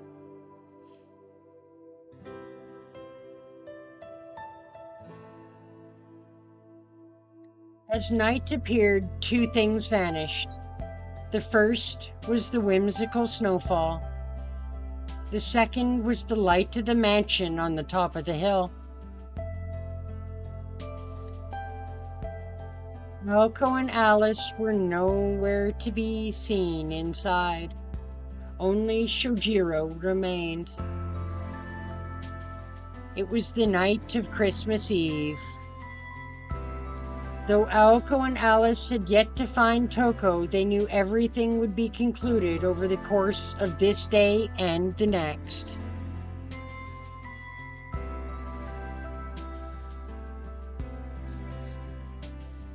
The games were really good? Wait, there's a Danganronpa and Higurashi game? Huh. Wow, have I been slacking off?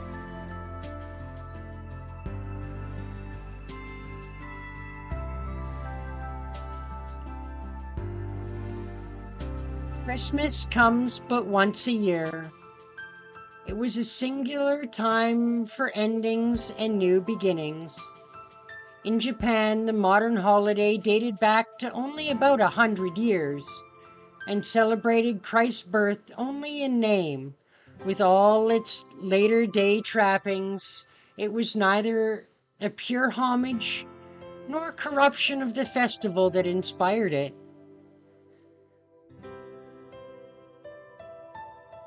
Yeah, he released a new waifu file for that's in early access.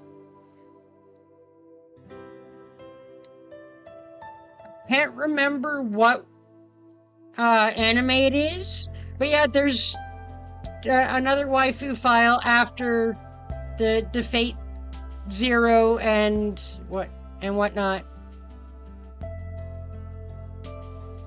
There's a Danganronpa games, and the Higurashi visual novel. Aha, gotcha.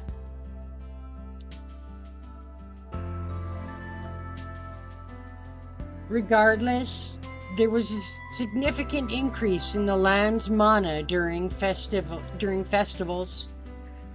Such charged distortions were a boon to a mage's craft, be it creative or destructive. Touko Awazaki fought to destroy the local sigils, which gathered and properly cycled the magical energy of the land and its people.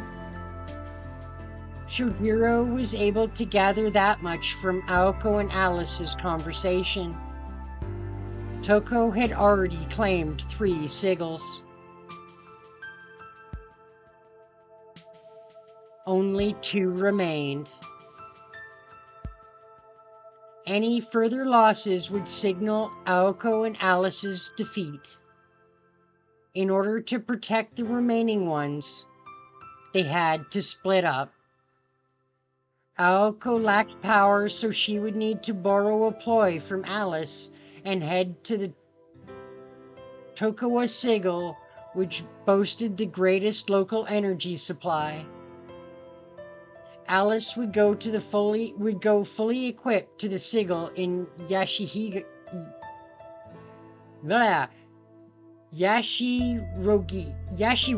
Wow, that. Sorry for my pronunciation on these Japanese names, guys.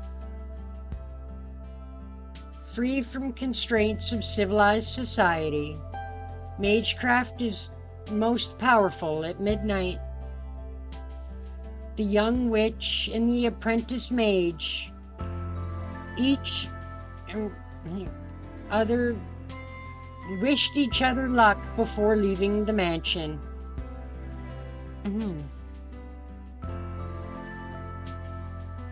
It was almost 10 at night. After the girls set out for the first 2 hours passed quickly.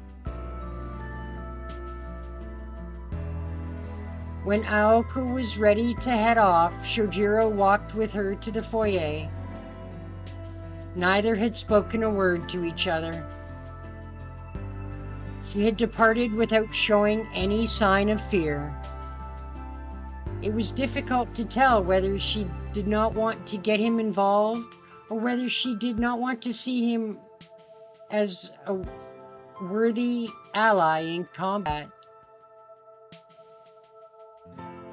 The thought stuck with him.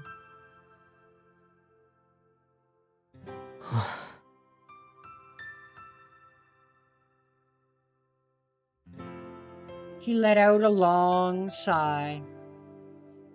Not out of dejection or frustration.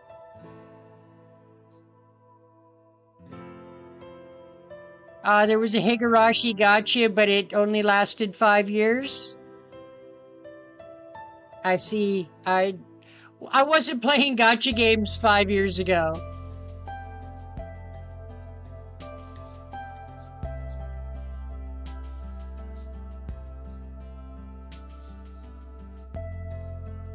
Madoka Magica gotcha?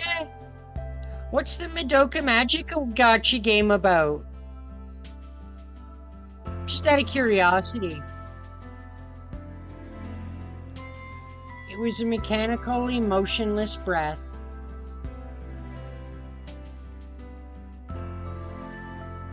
He sat on the near frozen floor, staring vacantly up at the skylight.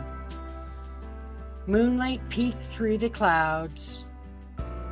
He imagined the moonlight bouncing off the town's powdery blanket and illuminating the night. But he would not find himself downtown. Watching from the sidelines was his role to begin with.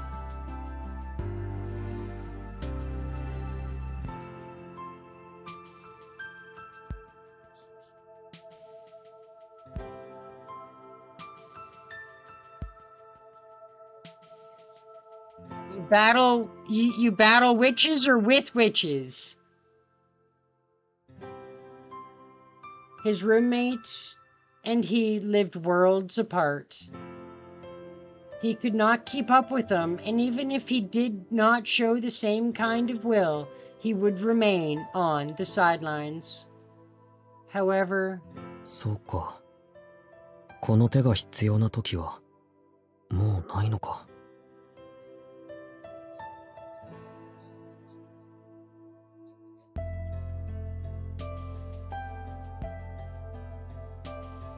so you're battling witches in the Madoka Magica?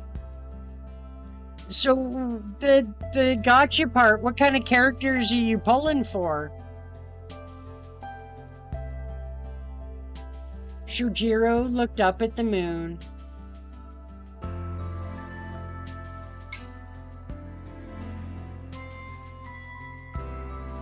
Somewhere deep inside, he felt a trickle of sadness.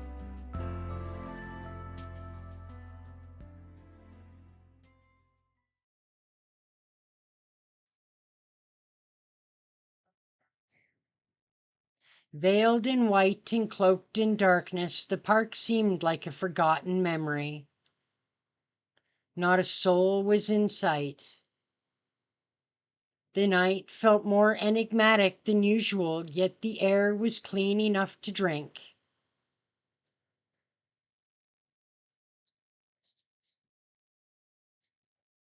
Though only a sliver of moonlight peered through the clouds, it lit up the entire world. In those moments, a young girl's footsteps echoed, trampling the still white silence under a midnight sun. The pale moon illuminated the inky blue sky. Only a few streetlights and an incordious phone booth betrayed signs of civilization. A girl appeared, dressed in black. Against the snowy landscape, the figure of Alice Kuwanji was unmistakable. Pure black, deeper than even the night. Where her overcoat, gloves, and hat, and even her where her overcoat, gloves, and hat, even her hair and eyes. Nothing stirred for a time. Not Alice, nor the white scenery. The world was a still painting of a snowy field. Only time moved, gradually darkening the lights in the park, and eventually the nearby homes as well.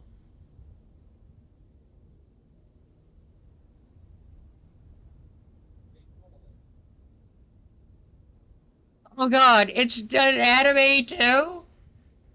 Ah, damn it. You do this to me all the time, Dawson.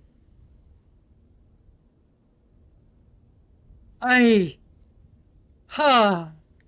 A 9 out of 10 anime. Well, so far you've been pretty good. Like, the 2 recommendations you've given me have been, well, not what I would have normally picked myself, have been pretty decent, so I'll take your rating of 9 out of 10, damn it. Grr. You just put more shit on my plate. Oh well, I don't mind. I assume it's like magical girls and whatnot, which could be a nice change after the uh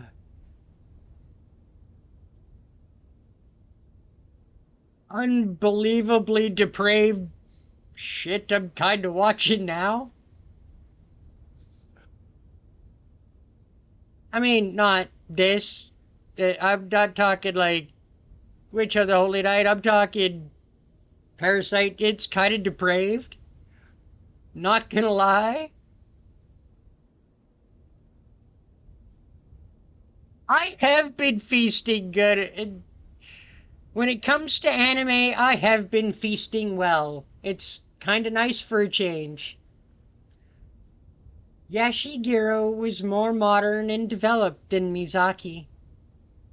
Though the park was located in the center of town, it had become a blind spot. It had been overlooked by the developers and carried no commercial value. A few houses encircled the park, the streetlights turned off at midnight. It was a white night. People, even machines, were fast asleep.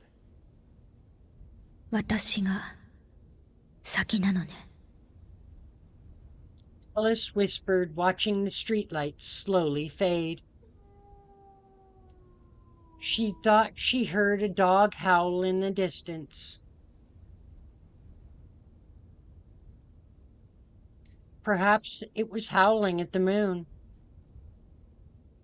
The howl reached deeper into the night than expected. A wolf, maybe?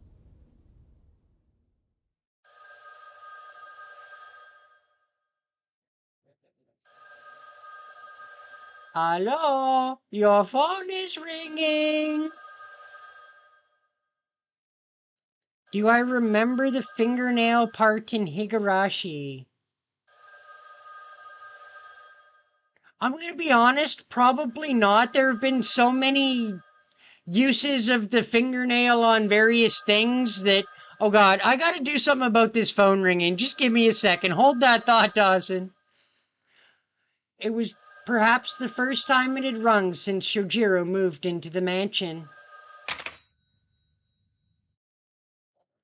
There we go. Now I can hear myself think.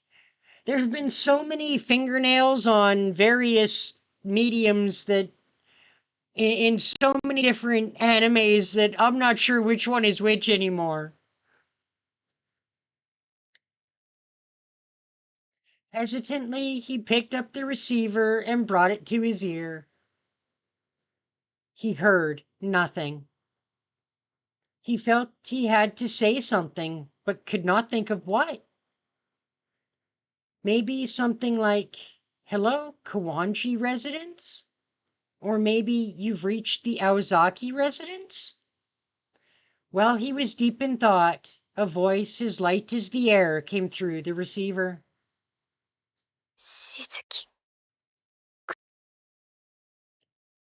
Soujyrou could barely hear the voice, but it was definitely Alice. そうだけど、アリス No response. The silence was as profound as the night, but for the sound of static from the receiver.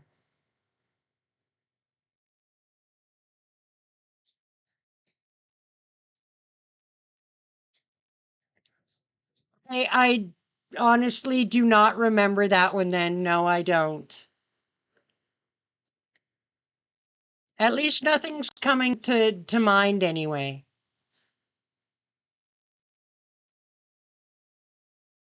After a long pause, Alice finally spoke. 青子はいる。いや、まだ帰ってないけど。そ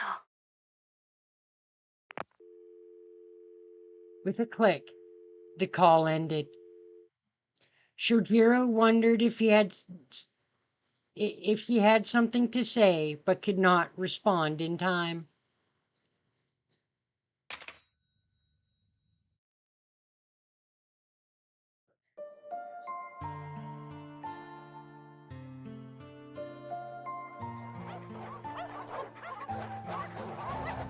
Slowly they advanced, carving through the fresh snow. There were so many. Where had they all come from? Dozens of feral dogs snarled at Alice, their eyes trained on her. The snow clung to the beast's mangy fur. Their clenched fangs and bloodshot eyes had barely rained hunger that might burst forth like lightning at any moment. How many anime have I watched in my life? Oh my, that's a good question.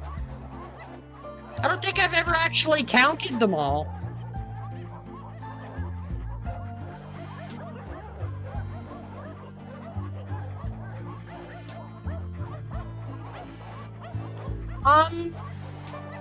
My best estimate is lots. I'm not sure I have a better guess than that, to be honest. I've been watching anime for, oh god,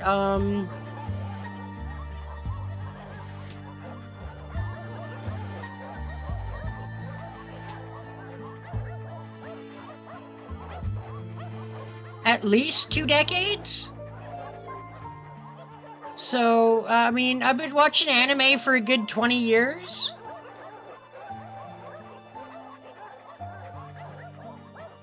So, I mean, lots? You actually counted? Holy crap. I commend you for actually counting how many anime you've watched. I don't think I ever bothered to do something like count how many, like, it never seemed relevant to keep track. And if an anime seemed like it could be interesting to me, I watched it and then moved on to the next. They yearned to taste her warm flesh and sate their empty bodies, or bellies. To them, the girl in black stood like a lighthouse in a stormy sea.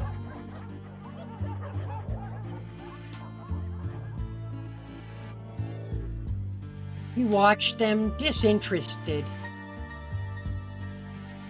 It appeared that the Yashirogi sigil was the key target tonight, not Tokawa, where Aoko had gone.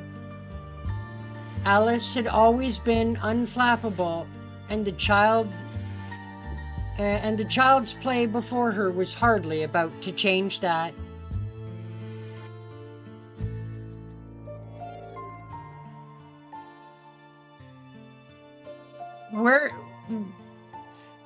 I suppose you could put your anime list on the channel's Discord. I mean, not that anybody uses the Discord, as far as I know. Yeah,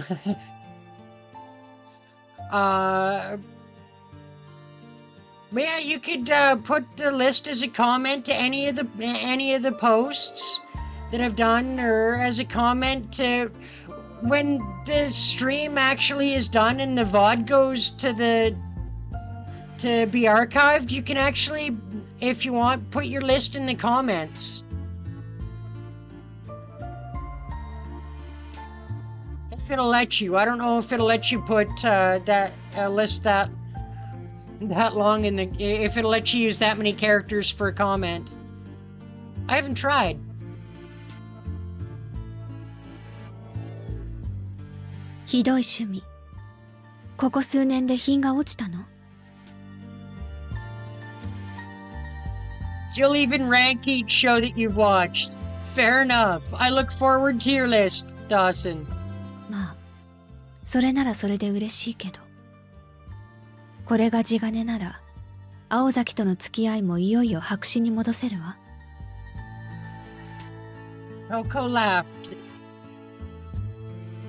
at the acerbic taunt.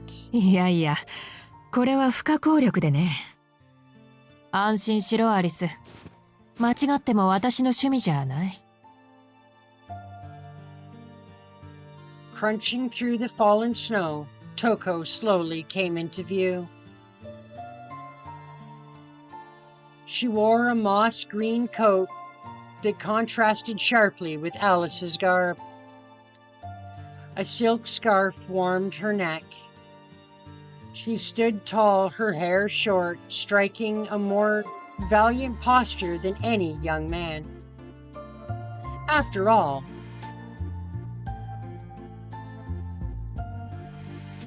the two standing here needed to be less like the shining moon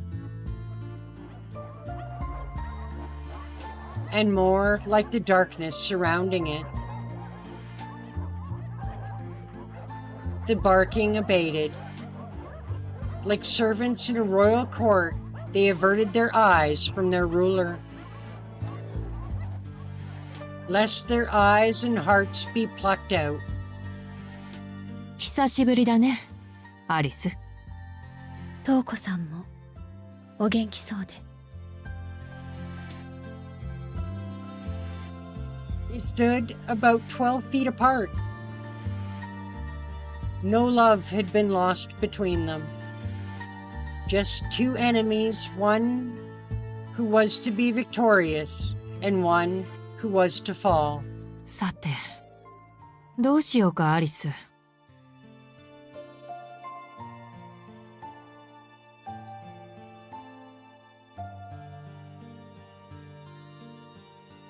Okay, it has some of the ones on your list are hentai, so you'll have to put it in the Discord? For sure. By all means, feel free to add it to the Discord. There should be a section available in the channel's Discord for that.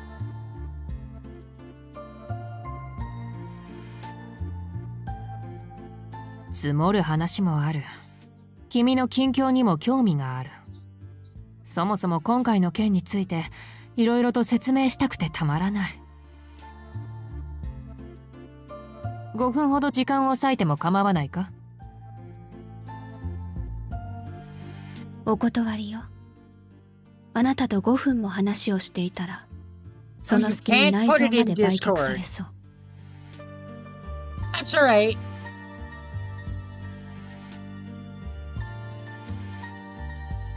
If you're able to put the list as a comment, or if it takes a couple of comments for the VOD after it's archived for this stream, do it that way then.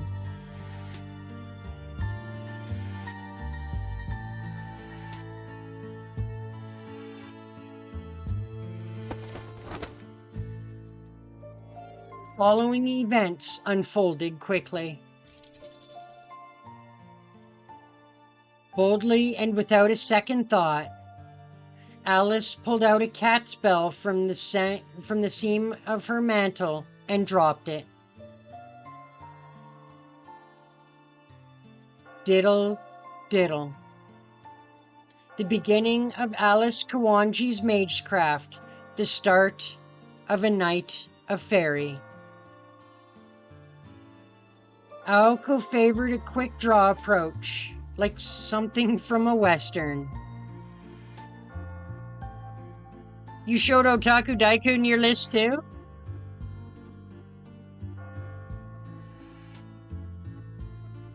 However, Alice preferred sleight of hand. She used her target's blind spots against them, ending the game before they knew it had begun. The bell fell like a coin into a fountain. 1日かけて公園中に刻ませてもらった。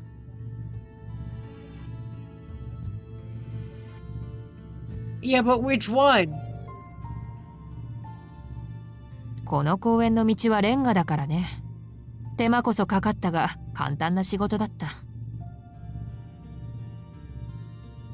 周りの森まで見て、ざっと400平米のキャンバスだ。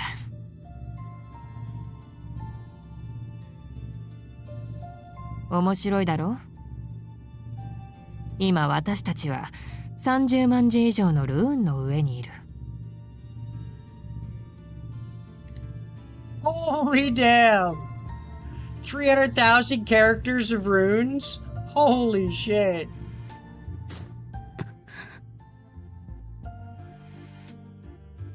Swallowing hard, Alice took a step back. Touko had carved runes all over the ground. Even in the area Diddle reacted to alone, there was a depressing amount of them. She had truly carved them into the whole park. Or had she truly carved them into the whole park? Alice did not react with surprise. She simply narrowed her eyes. She could see how it would have taken the whole day. It was no wonder Diddle Diddle Banquet of the Night was destroyed by the skin of the sun. Still, something bothered Alice. 一体どうやって隠していたの？ There were just so many. What kind of magecraft could do that? ああ、ちょっと特別性。このルーンね、普段は確定していないんだ。こうしている今も変形している。パッと見はただの傷跡。それが強い魔力に触れると元の形に立ち戻る。そんなわけで、いかなる夜の深さをもってしても、この太陽は没しない。この He spoke modestly, but Alice could not imagine the amount of persistence, technique, and skill it must have taken. And it only took a day. Even 10 mages would have trouble producing so many sophisticated runes in that time. Moreover, these runes were made using unknown techniques the association had not approved. 負け惜しみだけど、私みたいな小娘一人に大人げないわね、東子さん。バカを言うな。君を小娘だなんて一度も思ったことはないよ。まあ、私好みの体だと眠めつけることはあったがね。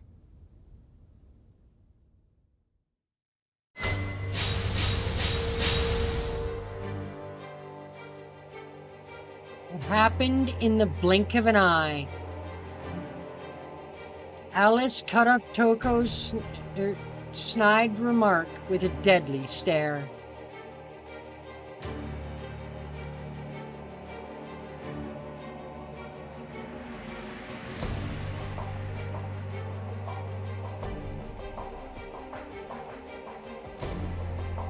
The left eye of the darkly clad girl changed in color to an ominous ruby.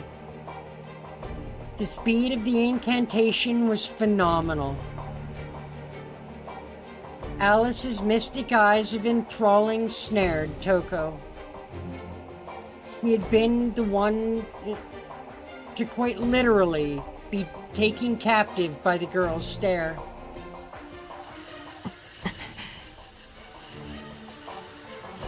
Touko tried to raise her arm, but could not even move a finger.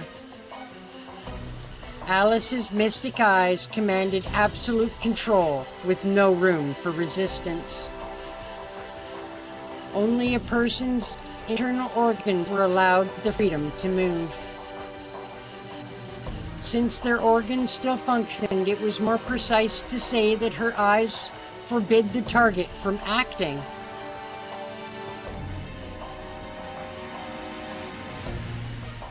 Alice had played her hand with exquisite timing.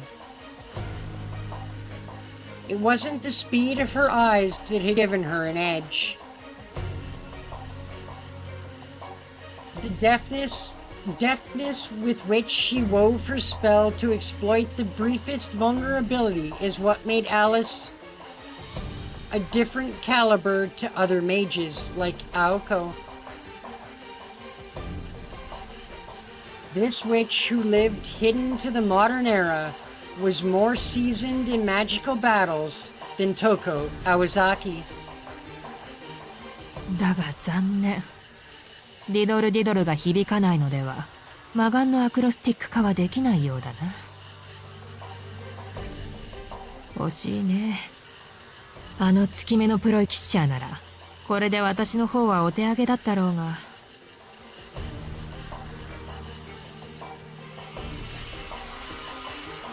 The information holding Touko began to the formation holding Touko began to distort. In the blink of an eye, the mage had bested Alice's mystic eyes.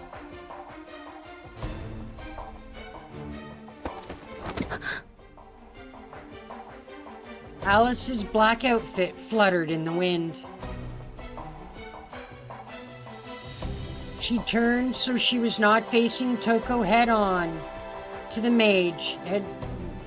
She turned so she was not facing Touko head-on. The mage had recovered through her own mystic eyes. At the root of Touko's mystic eyes was the spell of mesmerize. Most effective when facing their prey, such eyes could mind-jack a target's awareness. It was difficult to resist head-on. However, its effect was greatly diminished if the target was not facing the eyes directly, even if within its range. Moreover, the girl was the last witch of her lineage who commanded a great number of fairy tales.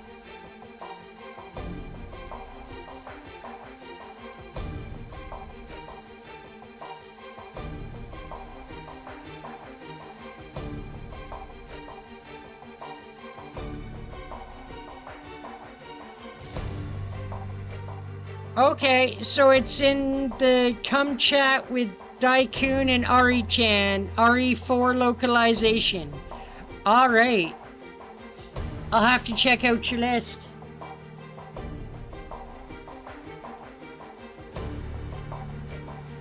Against mystic eyes that projected their effects, simply turning one's body was enough to repel half the magical energy.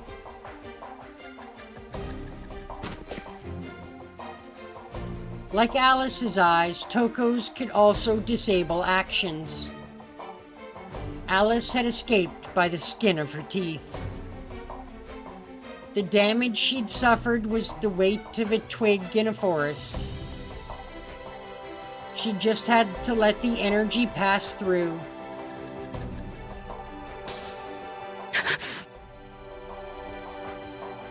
In an instant, a startling chill ran through Alice's body.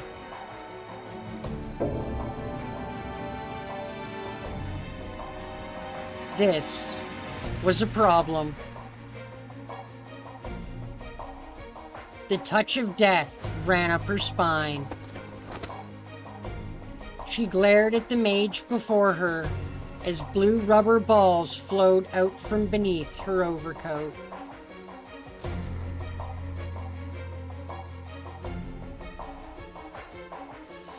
The stare-off grew more intense.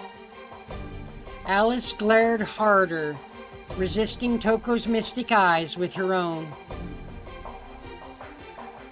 Losing was not an option. In terms of raw magical energy, Alice Kawanji's mystic eyes were more powerful and advanced than Touko's.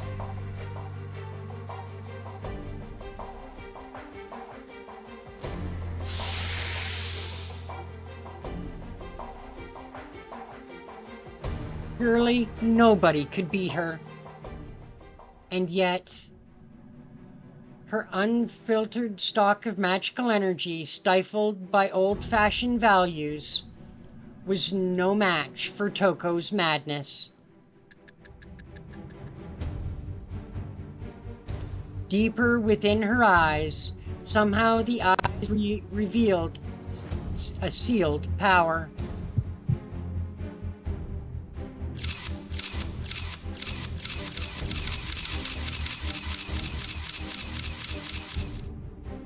Ah, my brain! Ugh.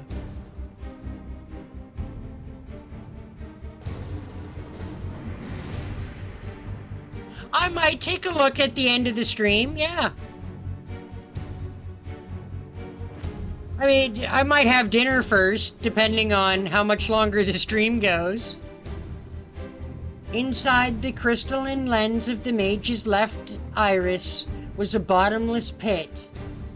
Klein cube. Oh, before we're done the live stream, I'm not sure how to do that, to be honest.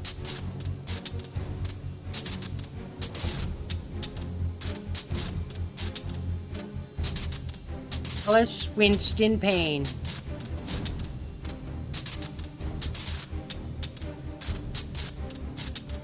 The bindings grew in number.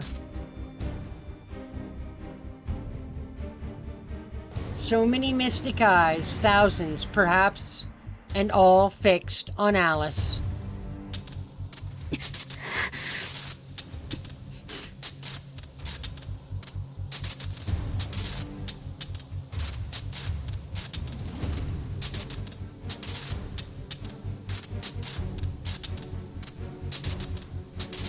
Pressure, so much pressure. Endless, and Alice knew it. She saw, incredulously, she saw eyes growing within her. Her eyes growing within eyes, sorry. Touko had placed opposing mirrors inside her eyes, resulting in an infinite glare.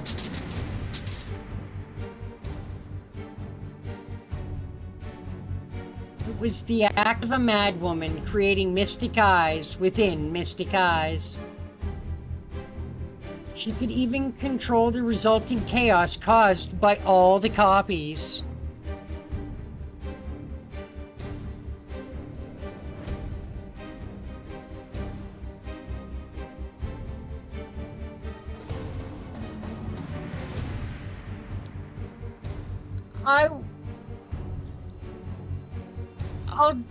I'll consider giving it a shot. I don't know how well it'll go, but I'll consider giving it a go, Dawson.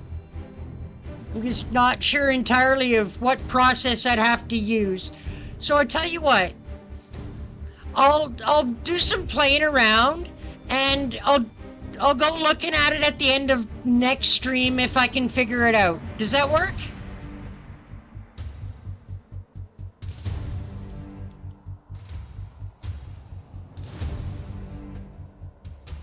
We'll see if I can do that on stream at the end of the next one.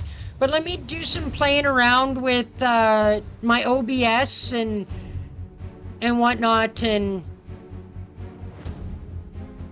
that way I'm not wasting a bunch of time for everybody, right?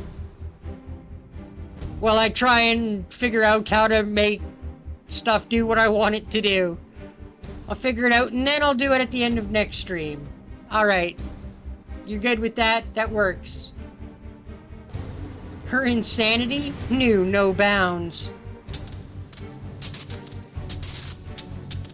No mage in their right mind would mass-produce so many mystic eyes. The least escape of humankind so indiscriminately. やれやれ、これもお気に召さないか。私なりにマインスターの真似事をしてみたつもりなんだが、うまくできているだろう。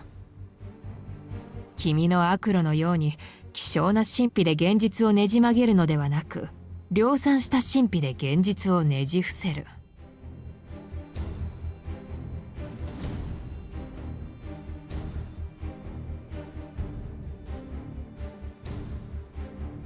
物自体はただの魔眼。だがその段数には果てがない。相手がどれほどの魔力抵抗を持っていようと、それ以上の魔力で拘束するだけのものだ。Damn. Toko's got a serious set of mystic eyes. Holy shit. And she was born with these. She wielded power without limit to disable an opponent. Once one was caught in them, one was chained to the concept of infinity. Projection-type eyes had a fatal flaw. Their firepower and formulae were insignificant compared to the great artillery of incandescent spells. But Touko had torn down that conventional wisdom with brute strength.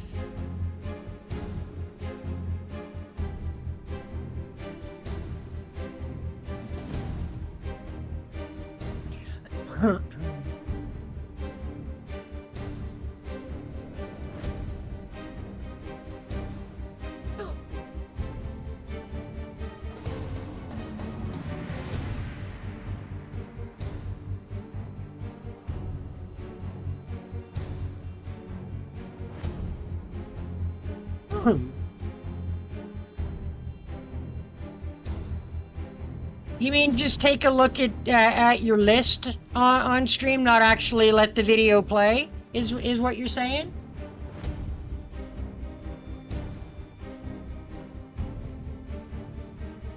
If the gun was a pea shooter, she simply needed to bring more guns. A 9mm bullet could never destroy a fortress unless one threw a fortress mass of bullets at it.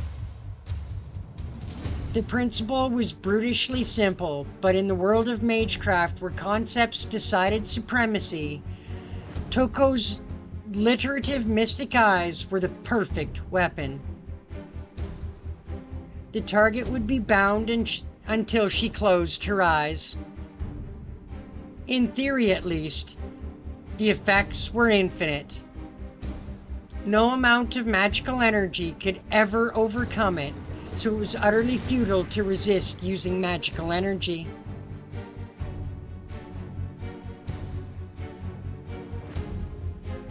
Of course, one way to counter it would be to stay out of Touko's line of sight to begin with.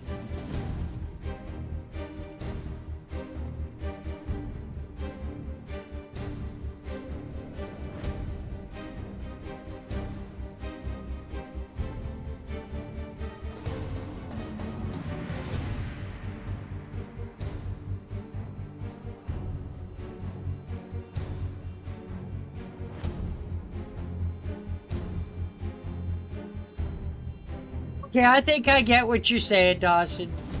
I think I get what you're saying.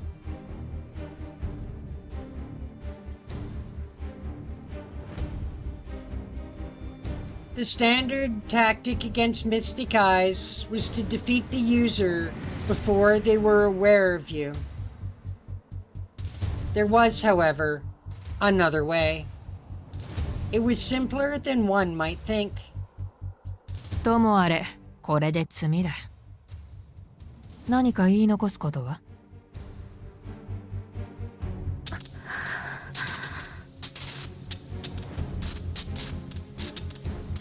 I'll probably be ending the stream here in probably the next 10 minutes or so. Just so everybody knows.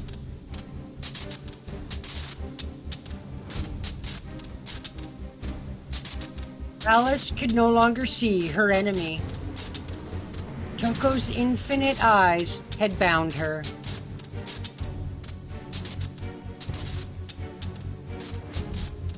All she could make out was a sliver of moonlight and a blue streak tracing its way towards her. 結構悔いのない人生で羨ましい。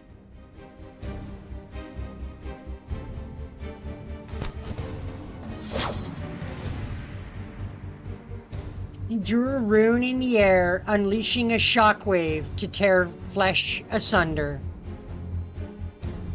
The gust became a blade of air that shredded Alice's overcoat, and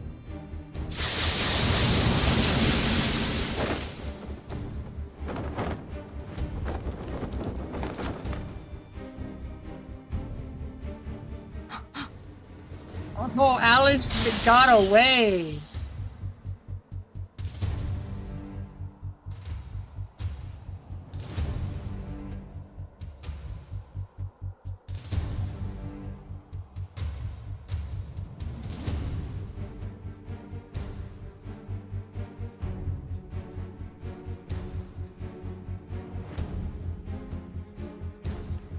It's alright, I can take a look at the list that you posted to that video.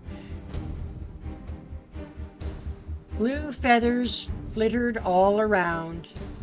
Touko felt something behind her and turned. 5 cat-shaped bells were thrown at her feet.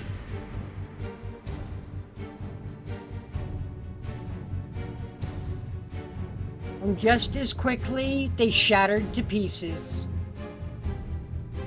Standing before her was a completely unharmed Alice Kuwanji. そよ風みたいなルーンね。トウコさん、本当に鈍った？うつせみか。術者の身代わりになるプロイの話は聞いてなかったな。ええ。1年のうち365日は役立たずで、どうしてあんなのが古参なのか私も疑問だけど。殺されることだけは得意なのよ。 Anytime somebody's not trying to kill you. Oh, what a guy. Oh, the little birdie!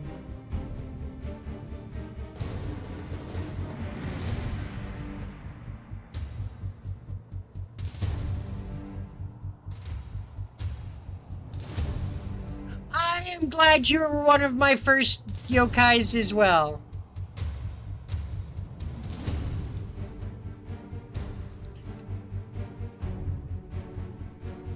The number of yokai has blossomed significantly since then. I mean, we're still only double digits, but we're getting there. I think 83, considering I'm not asking for money, I don't have any big backing, I'm doing this whole show by myself, just all by my little onesies. You've been OG when it grows. You will be the OG when it grows.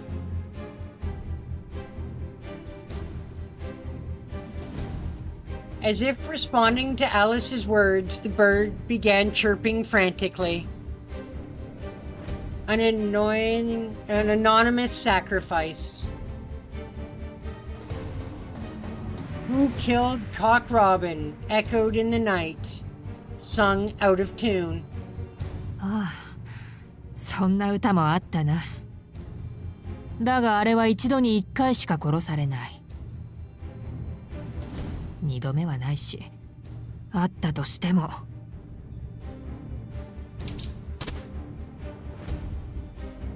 Bird squawked a very unbird-like death throw. From behind Alice, the blue robin fell from its tree, a victim of Touko's mystic eyes. 本当に使えない。さて、ではやり直しだ。あとも使えている。これで終わりにしよう、アリス。どのみち、この公園では手がないだろ。そうでもないわ。確かに、今の私にあなたの魔眼は破れない。けれど、Beauty up is wood and clay, wood and clay, wood and clay.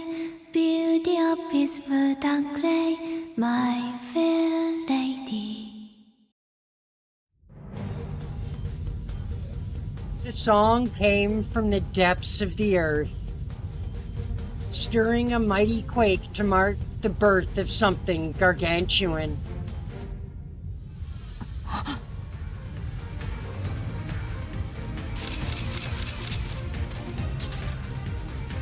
Touko needed to throw Alice into an infinite hell before whatever was could be completed. But she was far too late. Wood and clay will wash away, falling down, falling down. Beauty up is bliss and moral, my fair lady. The ground burst to life. A finger, then another, and another, all rising up like towers. earth, snow, and brick knitted together, manifesting a giant stone golem. そんなバカな話があるか。 I believe it's a giant stone golem. That's what they just said it was. Come on! なぜこいつが出てきやがる。 You were smarter than that, Touko.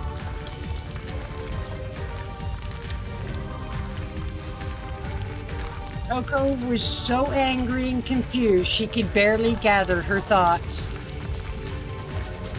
The bridge giant.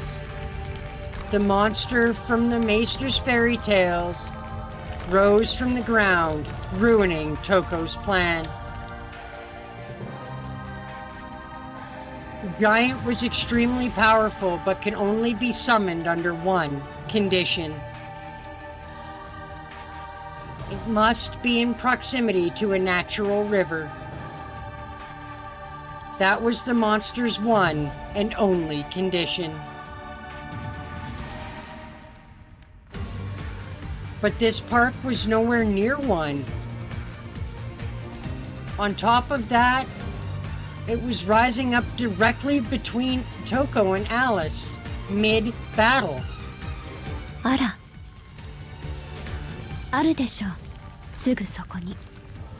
川と呼ぶには小さな、すぐに消えてしまうものだけど。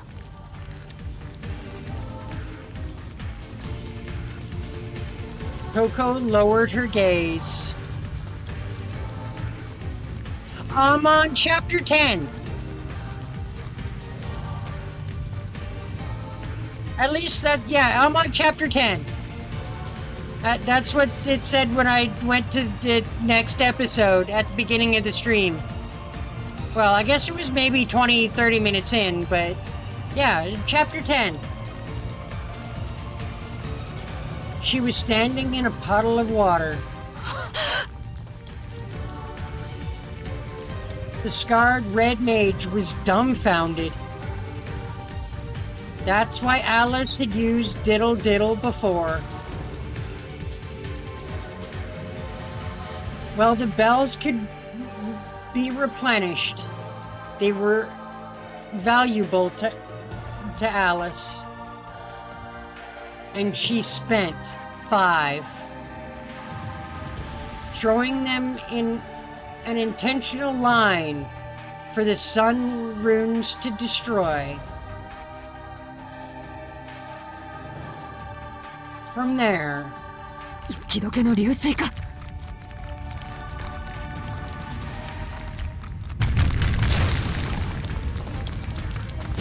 shit! Alice used Touko's own magic against her to melt the snow so she could summon the monster. Good goddamn. That is some 4D chess right there.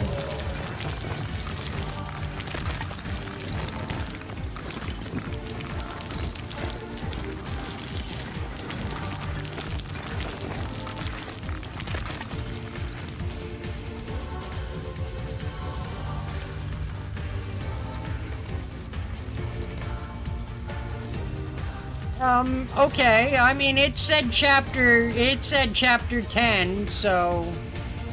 But I guess maybe it just kind of, they bleed together, maybe? I don't know. The arms of the Thames Thrall rose up from stone paving. The monster's torso alone surpassed 80 feet. Its form was made entirely of stone. Previously, she had created one using the trees of a forest. However, Touko knew instantly the monster before her was at least twice as powerful.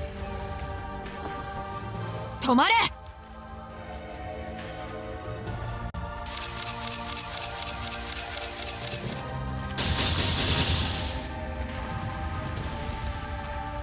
She unleashed her stacked mystic eyes. Okay, 10 and 11 bleed into each other. Gotcha. So I'm probably somewhere in chapter 11 then. Go figure. They were meaningless at this stage. They had no effect on the giant.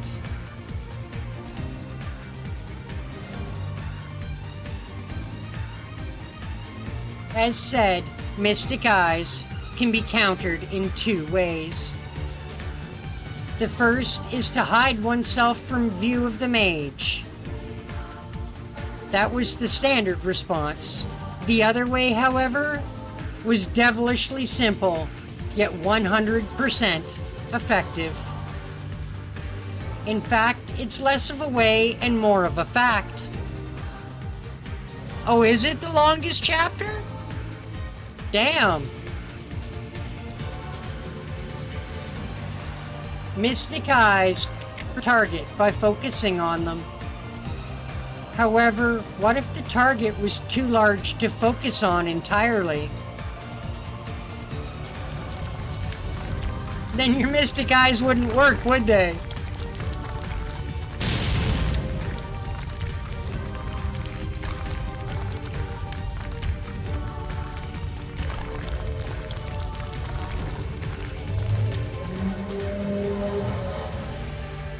The answer was...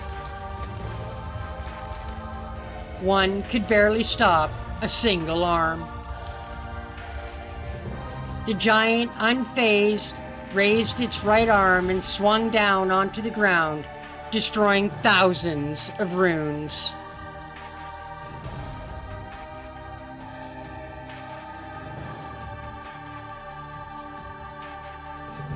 So there are 3 chapters and a side chapter left, huh? Wow. We burned through this pretty fast.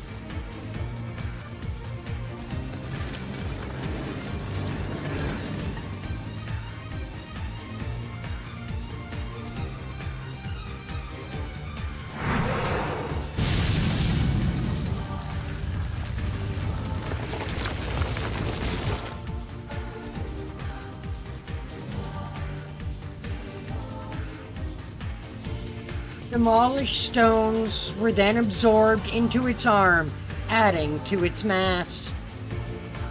As the mage had said before, no matter how deep the night, these little suns won't set. I really want to read Tsukihime on stream, but I have to get a copy of it on my computer first. While the suns might not set, they could be crushed under the bulk of a giant's hand.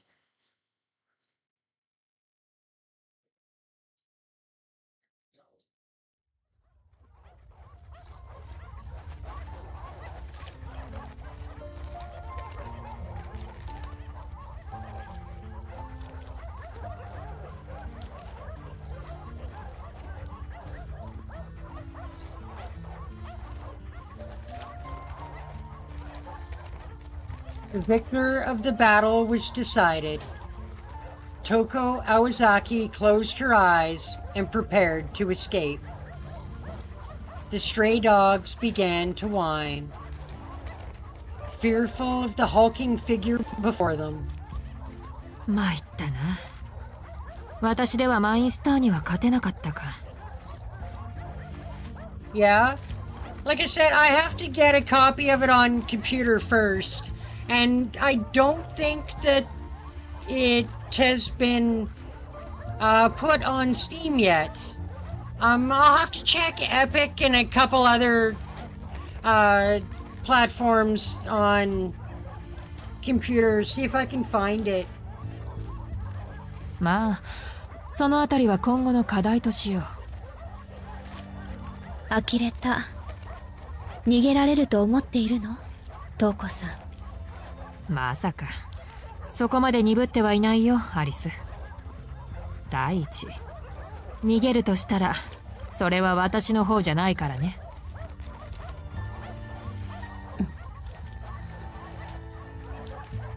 There was no hint of bravado in Touko's tone.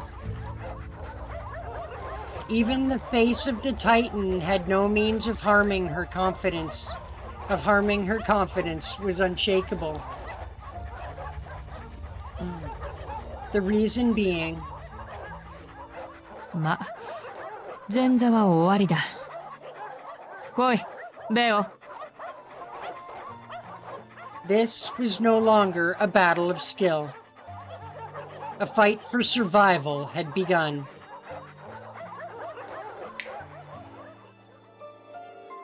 Snap went Touko's fingers.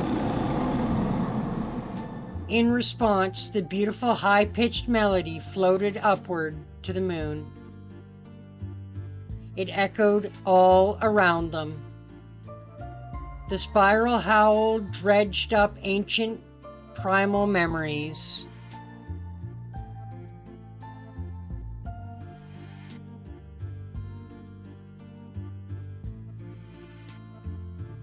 Yeah, Dai did it. Did a remake. His is fan dubbed though. Yeah.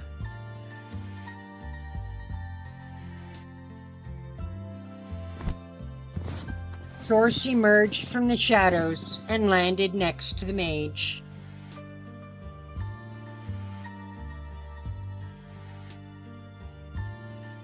Oh, pretty puppy! Alice's lips trembled faintly, not from fear, but with admiration once she recognized the creature before her. It was a majestic golden beast, beyond the domain of both magical and phantasmal, simply divine. It was a life that should have passed from the world with the age of gods. A mystic derived from human wisdom, preserved by 1,000 generations of hidden tradition. A recreation of a miracle that once freely walked the earth, the natural enemy of magecraft, able to crush it with ease.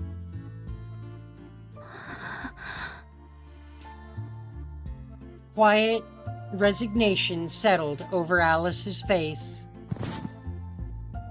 The golden beast charged. This time, she didn't even have a chance to admit defeat. It does look all kinds hungry.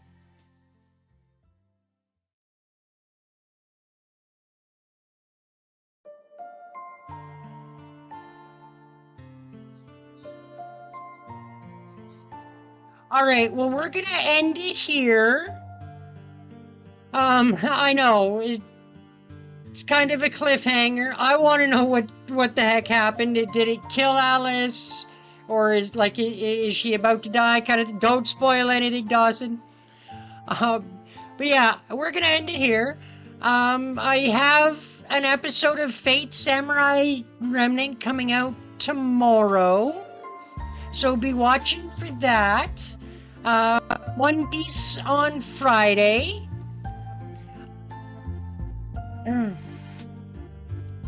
Alright, Dawson. Bye. See you in the next 5 days.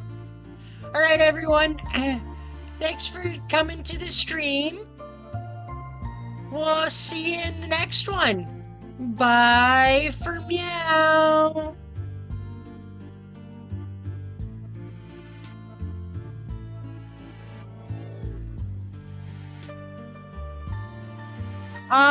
Yeah, the next stream should be, because off tomorrow, and then I work 4 days. It'll either be in 5 or 6 days.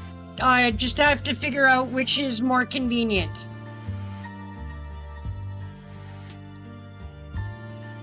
So yeah, the next stream will be 5 to 6 days away.